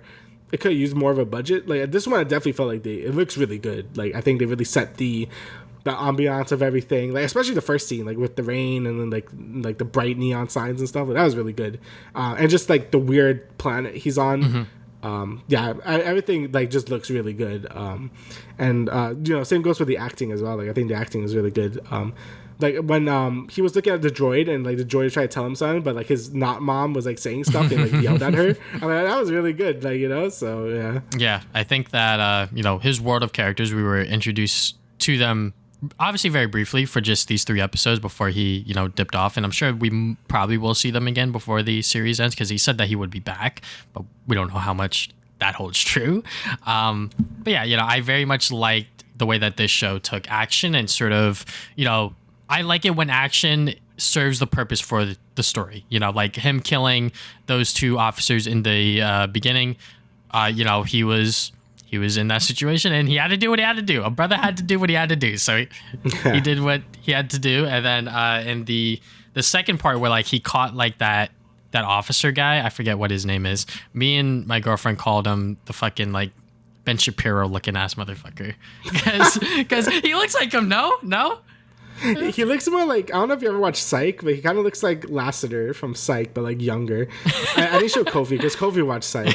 I'm like, I looked up his, like, no, he looks too young to be him, but he looks like a younger version of him. It's really weird. But yeah, when he pulled up on him, I was like, let's fucking go. Yeah. And like I thought the whole, I just thought the whole dynamic with the cops are really good too. Mm-hmm. Like, I feel like he was the one that wanted to do all the stuff that he wanted to find the people doing this, but he was like weirdly nervous about everything too. So like the fat cop was like sort of doing everything for him, and when he saw everything fucked up, he's like, the dude was just shell shocked, bro. Like he didn't know what to do. So yeah, like that I thought that was really good, and I really like that these are the main villains. Yeah. Instead of being like stormtroopers, because stormtroopers, you know, you can't see their face, you don't really get that attached to them. They're just fodder. Like these guys actually feel like, you know. Like you can actually connect to them and like, you know, you get what they're going for, and you know, you could like just see them as a villain instead of just like faceless stormtroopers everywhere. So his name is Cyril, which I thought was someone else's name, but yeah, Cyril. But yeah, and I'm interested to see what's going on, like, you know, with the seller and like all this crazy stuff. Obviously, like we know how, you know, stuff happens. Like I don't know if they're really gonna get. I don't really know if they're gonna get too much into the Rogue One stuff with, you know, the Death Star and stuff. But I'm pretty sure. Yeah, I'm not too sure. If I had to guess, the show is gonna be about him joining the Resistance and sort of join that cause. Yeah, because like that's probably when it's gonna end. Yeah, because what's his name? I guess Ferrix. Is that the fucking goddamn? Oh no, that's the fucking planet. I'm dumb. Yeah, that's The fucking seller guy, he was like, the seller guy. He was like, "You're talented. You know what you're doing." And I'm like, "Oh shit! All right, here we go. This is join the resistance." This is where it all comes together, if you will. So, yeah, I am excited to see what else the show has to offer because so far so good. I am very much liking what we have of Andor. Despite it being a show that like isn't really pushed that heavily when it comes to the other Star Wars stuff because it is like Rogue One. Rogue One stuff isn't, I guess, that highly loved, if you will. But yeah, I really did like the set pieces, the action sequences. I feel like that this show had a really strong start, despite it being a huge, I guess, like 3-hour long sort of thing. It makes sense because of, what this show is talking about. Yeah, I do think it starts a little. Well, it doesn't start slow, but I feel like the middle is kind of slow. But once it goes to the end, it gets really good. So, yeah. All right, so last part of the show, we are going to talk about the state of play and then the Nintendo Direct. So the state of play, as always, it was all right. It was a state of play. It was all right. Yeah. not a lot. I mean, it's cool that Yakuza game, but I guess it's called Like a Dragon now. They're not calling it Yakuza anymore. This was actually a PS3 game that never left Japan because they felt it was too Japanese for Americans. Basically, it's just like a spin-off for like in feudal Japan for some reason. So now they're just porting it here, so that's pretty cool. Tekken 8, there's some Tekken 8 stuff. That's kind of cool. A lot of other Japanese developed games. Rise of the Rōnin, I think that's made by Team Ninja or something. I forget. Yeah, something like that. Yeah, it's like so that's it's like their next big game. Yeah, is the next big game because I think they finished Neo and stuff, so that's sort of the next thing they're doing. And we got a God of War Ragnarök trailer, which was very. All right, so first they showed the controller, right? I'm like, there's no way they're ending the show on a fucking controller like trailer. And then all right, good, they played a trailer, thank God. But yeah, the game looks really good. I'm very looking forward to God of War Ragnarok. They show a lot of really cool plot points, like they showed like Kratos gonna fight Thor. Can't wait to do that in the game. And yeah, overall, I'm very excited to play that game. I love God of War 2018, and I'm excited to play Ragnarok. Again, I don't know if anything's going to be Xenoblade 3 at this point for Game of the Year, but it could come close. So, yeah, definitely looking forward to that. Yeah, I mean, I'm at the point with God of War where they should just release it. Yeah, I just got to come out. Yeah, because like, I've seen enough of the game where I'm like, okay, like, it looks good. All right, cool. Give me. Kind of thing. But the rest of the state of play, I'm very much excited for Rise of the Rōnin. I think that will be a pretty cool action RPG just to, because of Ghost of Tsushima sort of, I guess, like making the feudal Japan setting, I guess really hot. Yeah. Really cool, So people are like, oh shit, like we could do this. So other studios are going to take their crack at it and tell other stories, which is going to be pretty dope. The Yakuza spinoff, Like a Dragon, I thought that was pretty cool just because, like, that is a game that was in Japan only, but, times have changed and people are very much, looking for games that are, Japanese oriented and, with the rise of, I guess, like different cultures and anime, if you will. So, people are looking to play that game, and they did briefly talk about PlayStation Stars, but at the same time, I'm like, I don't give a shit about it still. So, but yeah, as long as not NFTs and everyone says not, so that's fine. Yeah, exactly. State of plays are state of plays. What can I say? Unless it's like a actual like presentation showcase. Event. Yeah. Like a showcase. I feel like their showcases are always a lot bigger. State of plays are just them being like, all right, like here's some things that we have that we're ready to announce, but we're just gonna throw it into one show kind of thing. So yeah, state of play is always like kind of whatever. Like the showcases are what you want to look forward to, but we also had a Direct at the same day. And, some people have things to say about Direct. I thought it was pretty good. I mean, it kind of had the things I wanted to have. Had a good beginning, middle, and end like these usually do. So I guess I could talk about the first thing, Fire Emblem Engage. So this is very controversial because, Three Houses is pretty much liked by everyone. It was a great game. I love Three Houses. And this game is very much not Three Houses. It's very anime. It's very fan servicey in both ways, both with character designs and with, just a bunch of Fire Emblem characters from previous games, like helping you up like stands from JoJo. It's really weird. But I still think it looks pretty good. Like, you know, I definitely think the story is not going to be nowhere near as good as Three Houses. But I think gameplay-wise, it could be pretty fun. Like, I think graphically, it looks pretty good for what it wants to be, like a more anime stylish game. You know, the background's a lot more pastel-y looking, like a lot more colorful, which is not really what Fire Emblem associates itself with, but it's different enough to be like, yeah, that looks pretty good. And I thought, you know, graphically Three Houses didn't look great because it's trying to go for a realistic thing on really weak hardware. And I think this more stylized anime looks better, at least graphically. You know, character designs, you know, it reminds me of Xenoblade 2, and that might not be great for some people because it's also very anime. But again, I don't mind it. I think they look fine. And yeah, just from what we've seen from the gameplay, it looks like you could equip like your whatever Fire Emblem hero you want with like some ring. You say a really cheesy like engage, and then you like combine with like Chrom or something. So I mean, it looks like it could be fun still, like because I think the gameplay in Fire Emblem is really hard to mess up. Yeah. So yeah, I still think it's gonna be a good time, and I'm really looking forward to it. And yeah, the characters look like toothpaste, which is like the big thing as well. So yeah, the hairstyles are Colgate, if you will. Yes, Colgate-chan. Yeah, I mean, I haven't finished Three Houses. I know that you love it, and a lot of other people do. Love Three so Houses, yeah. I have a huge confession to make. Every single time I play Fire Emblem games, it's always for the gameplay, because you know, like the story is always like secondary.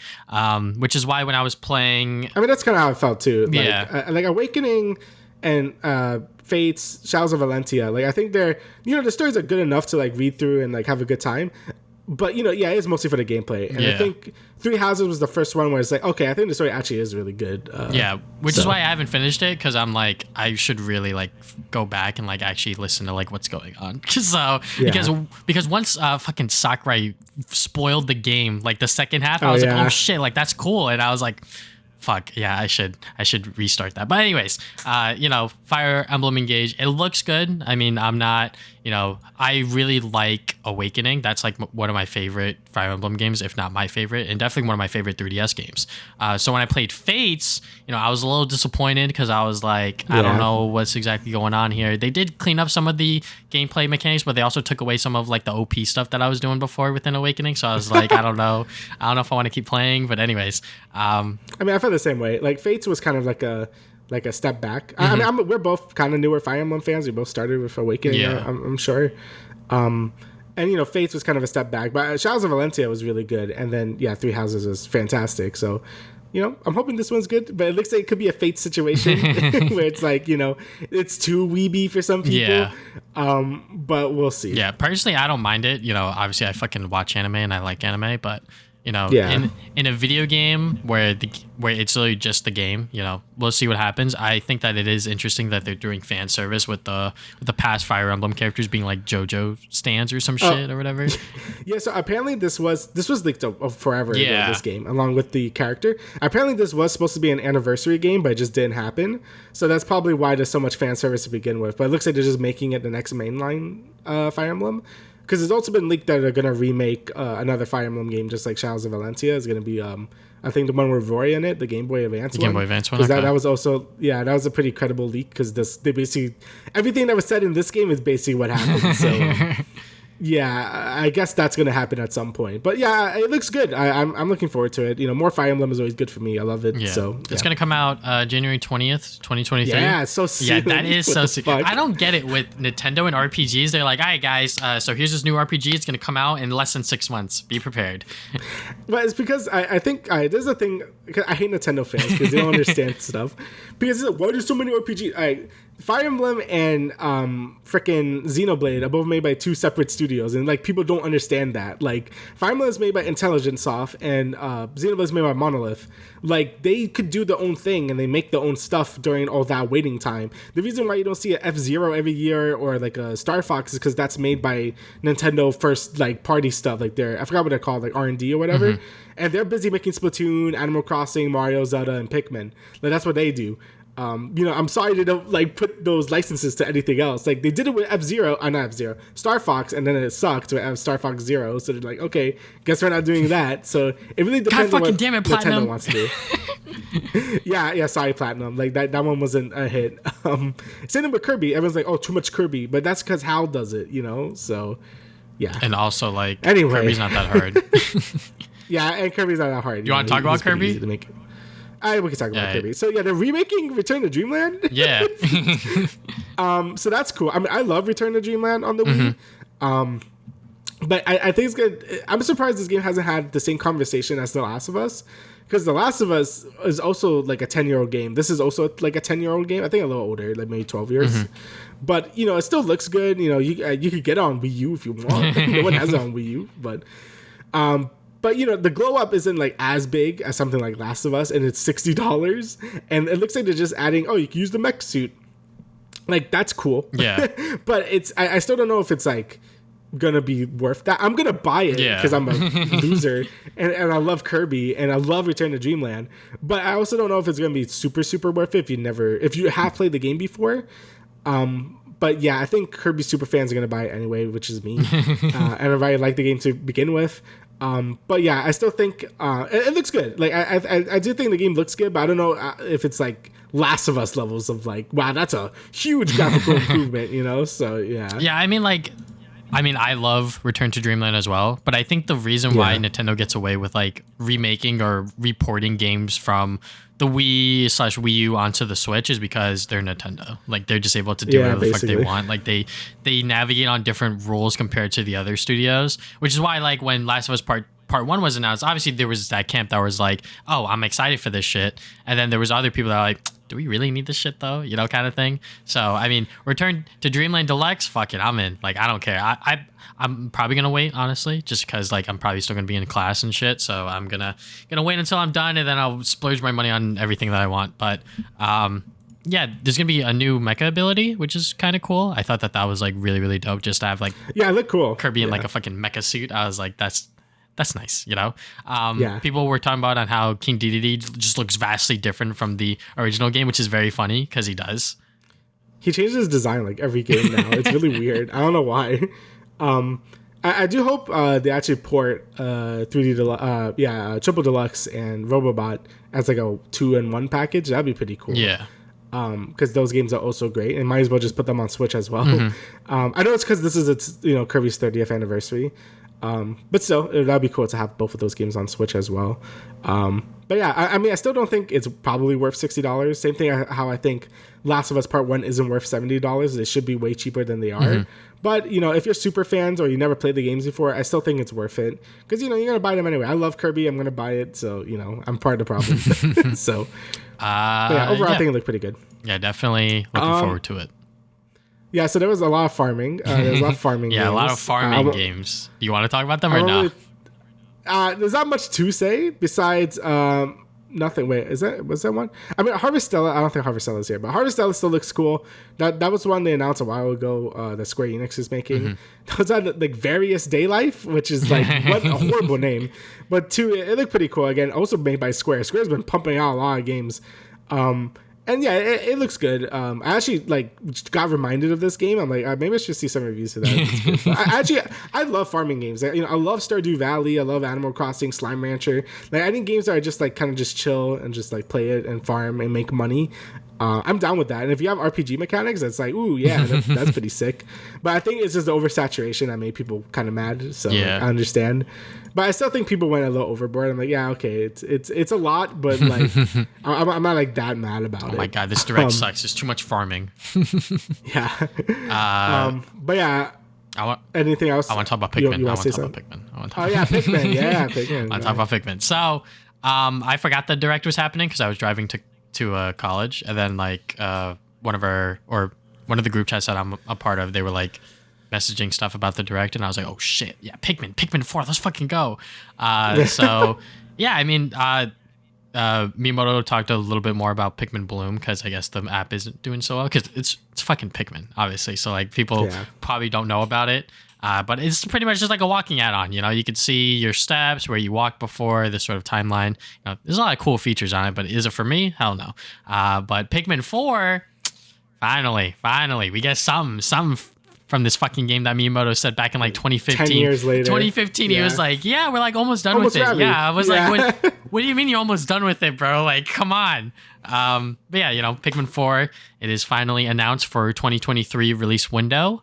It is probably going to come to the Nintendo Switch, obviously, and we don't know anything else about it except for that. So I'm excited. Hopefully that we get some new Pikmin to mess around with and use, because Pikmin 3 is one of my favorite Wii U games, if not my favorite of all time. And also that is just the best Pikmin game ever. Like, that is the one Pikmin game that I 100%ed because it was just so much fun to do, because they give you so much leeway with like the days and stuff. Like, obviously when you first start out with, there's that time limit and you have to be very, very wary of that. But as you get further on, as long as you're like collecting food and like you have food for your crewmates, you can go like days and days without like, you know, fighting like major stuff and just like doing like the collectathon and just like unlocking everything, which is what I did within Pikmin 3, and that game is on the Switch. So if you haven't played it yet, play it on there. I'm sure that the port on there is not that bad. But my personal preferred way of playing Pikmin is with the Wiimote and Nunchuck, because I feel like that was the way Pikmin was made to be played. So I'm curious to see on how the Joy-Cons are going to play out, just because, you know, there's no sensor bar. There's no, you know, sort of cursor. So, you know, I'm still excited, though. Yeah. I need to play Pikmin. I mean, I have 1 and 2 on Wii, and I have 3 Deluxe on Switch. Mm-hmm. So I have them all. I just never played Pikmin. I think because when I was younger, it stressed me out, because I'm like, oh, God, a time limit. I got really scarred with time limits because I played Simpsons Hit and Run. And that game had really awful time limits, and I just hated them as a kid. So I'm like, I don't want to do that. So, no, I think it's time I actually really play all those games to get ready for Pikmin 4. Because, yeah, I'm excited that people are finally getting Pikmin 4. It's been 10 years.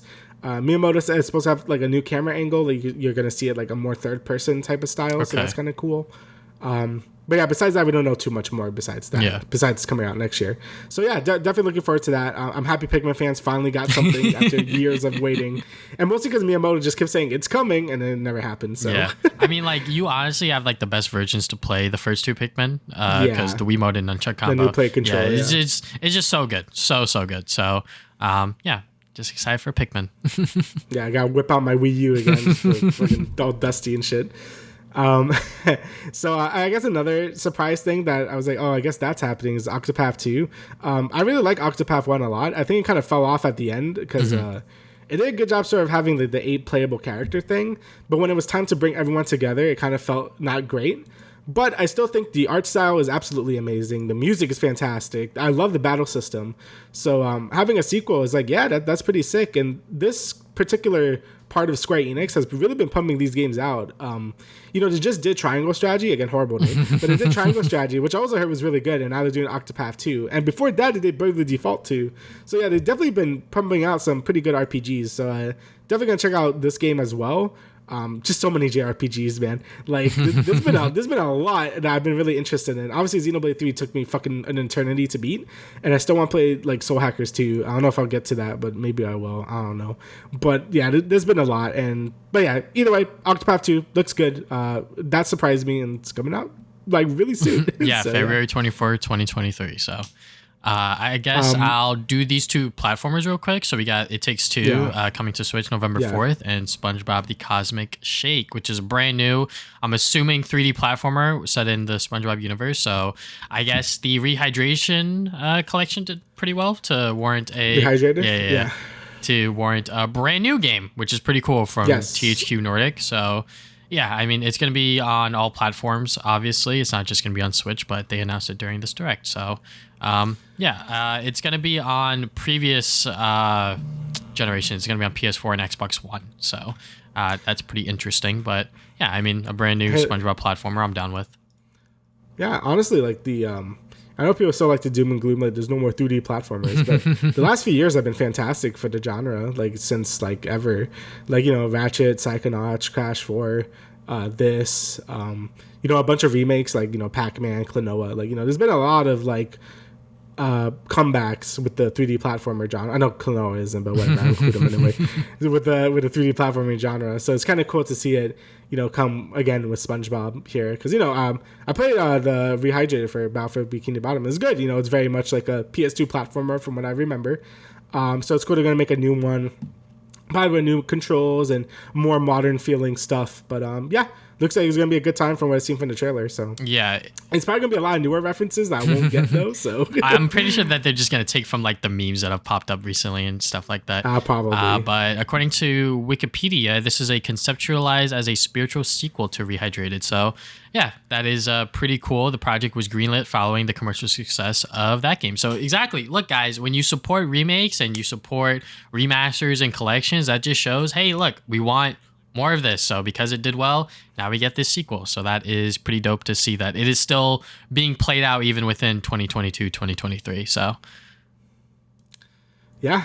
And I guess some other little things like you had the Xenoblade expansion pass, new hero, new quests and stuff. I won't get too into it because it's more like, oh, you have to play it to get it. But basically, the Damian character that's basically like a character in Xenoblade 2, like a very complex character in that game. Which is really cool. Is basically a direct reference to that character. And if it's anything like that character, it's going to take a shit ton of grinding to make them good, but they'll become really broken. So that's pretty cool. Really excited to check that out. I probably won't check it out when it comes out. I'll probably wait when the next DLC wave comes out because I played way too much of that game and I want to play other games right now. So that'll probably wait a little bit. But really cool to see that happening. Bayonetta 3 still looks awesome. Really looking forward to Bayonetta 3.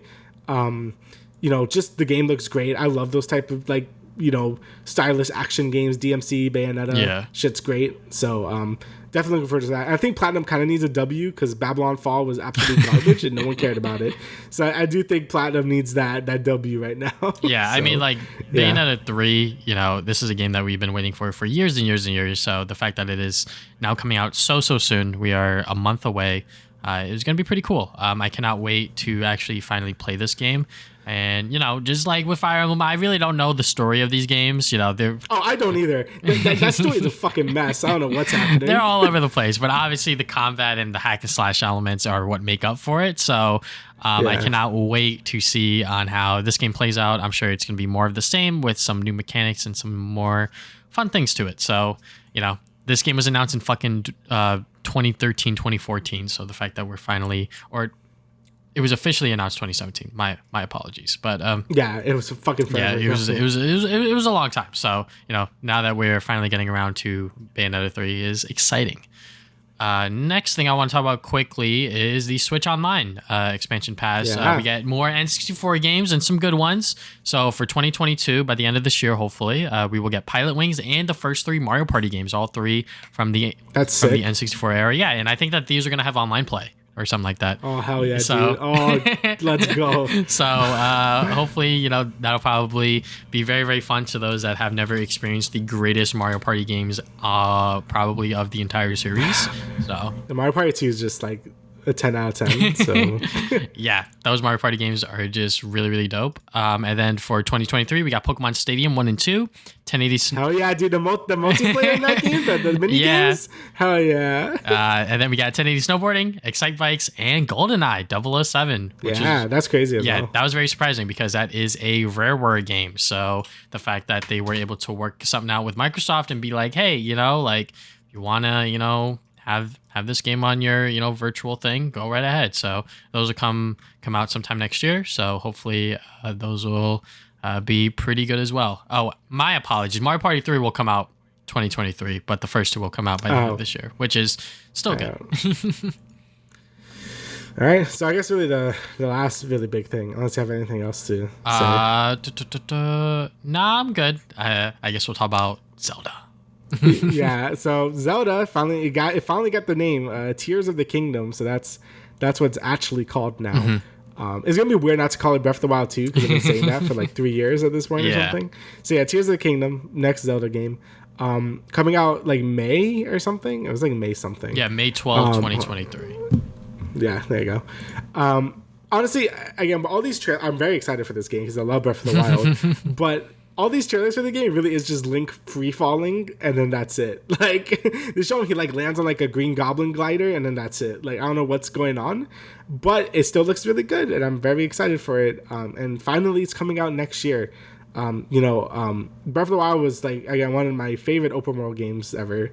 One of my favorite Zelda games. I still don't know if it's my favorite because I like Wind Waker too much, but it's definitely up there. And I'm definitely looking forward to see how much they change, what they improve from Breath of the Wild. Hopefully the weapon durability system is kind of gone because that kind of sucked. But I guess we're just gonna see because we still don't know like really anything about the game still. Like I don't know what the story is. I don't know what's going on. I don't know how the gameplay is gonna change. But either way, I'm excited. Breath of the Wild I think does deserve all the praise it gets because it's just that good. And hopefully Tears of the Kingdom could even could have that same energy. Yeah, I mean like this is definitely Nintendo's most anticipated game of all time. This is the one that is make or break kind of thing. Like a lot of people have their eyes on this game and people literally bought Switches for Breath of the Wild, so getting a sequel to that on the Switch still is going to be pretty crazy. So I'm very curious on how the open world stuff is going to play out with the I guess like air stuff, being able to explore the skies if you were. Yeah, not Skyloft. Yeah. So yeah, I mean I have not finished Breath of the Wild, but I recognize that is like a fantastic, amazing Zelda game, and maybe I'm just not a huge 3D Zelda fan. I think that might be it. Just speed runs again. Easy. You could do that. I could do that if I really wanted to, but Tears of the Kingdom. I'm sure that's why they didn't stream this on the UK. Whoops. But yeah, the fact that we now have a official name, I think that is like pretty big for people to get away from Breath of the Wild 2, because for the longest time they were like the sequel to Breath of the Wild 2. Breath of the Wild kind of thing, because they don't want to call it Breath of the Wild 2, but they were like, well, this is the code name we got for it. But like you said, we've been seeing just Link falling. That's it. So yeah, that's about it. Yeah. Hopefully we do get to see some actual gameplay between now and May 12th. So but yeah, I can see why people are very, very excited for the game, because it looks like stylistically just like really, really cool with the cell shaded look and shit like that. So yeah, very excited for it, but I'm gonna need to see more at this point. All right, so that is it for this very long Travis and Damian podcast episode. Oh my lord! It's not even an E3 episode. What the fuck? Hopefully you guys enjoyed. We will see you guys 2 weeks from now with another episode. Later.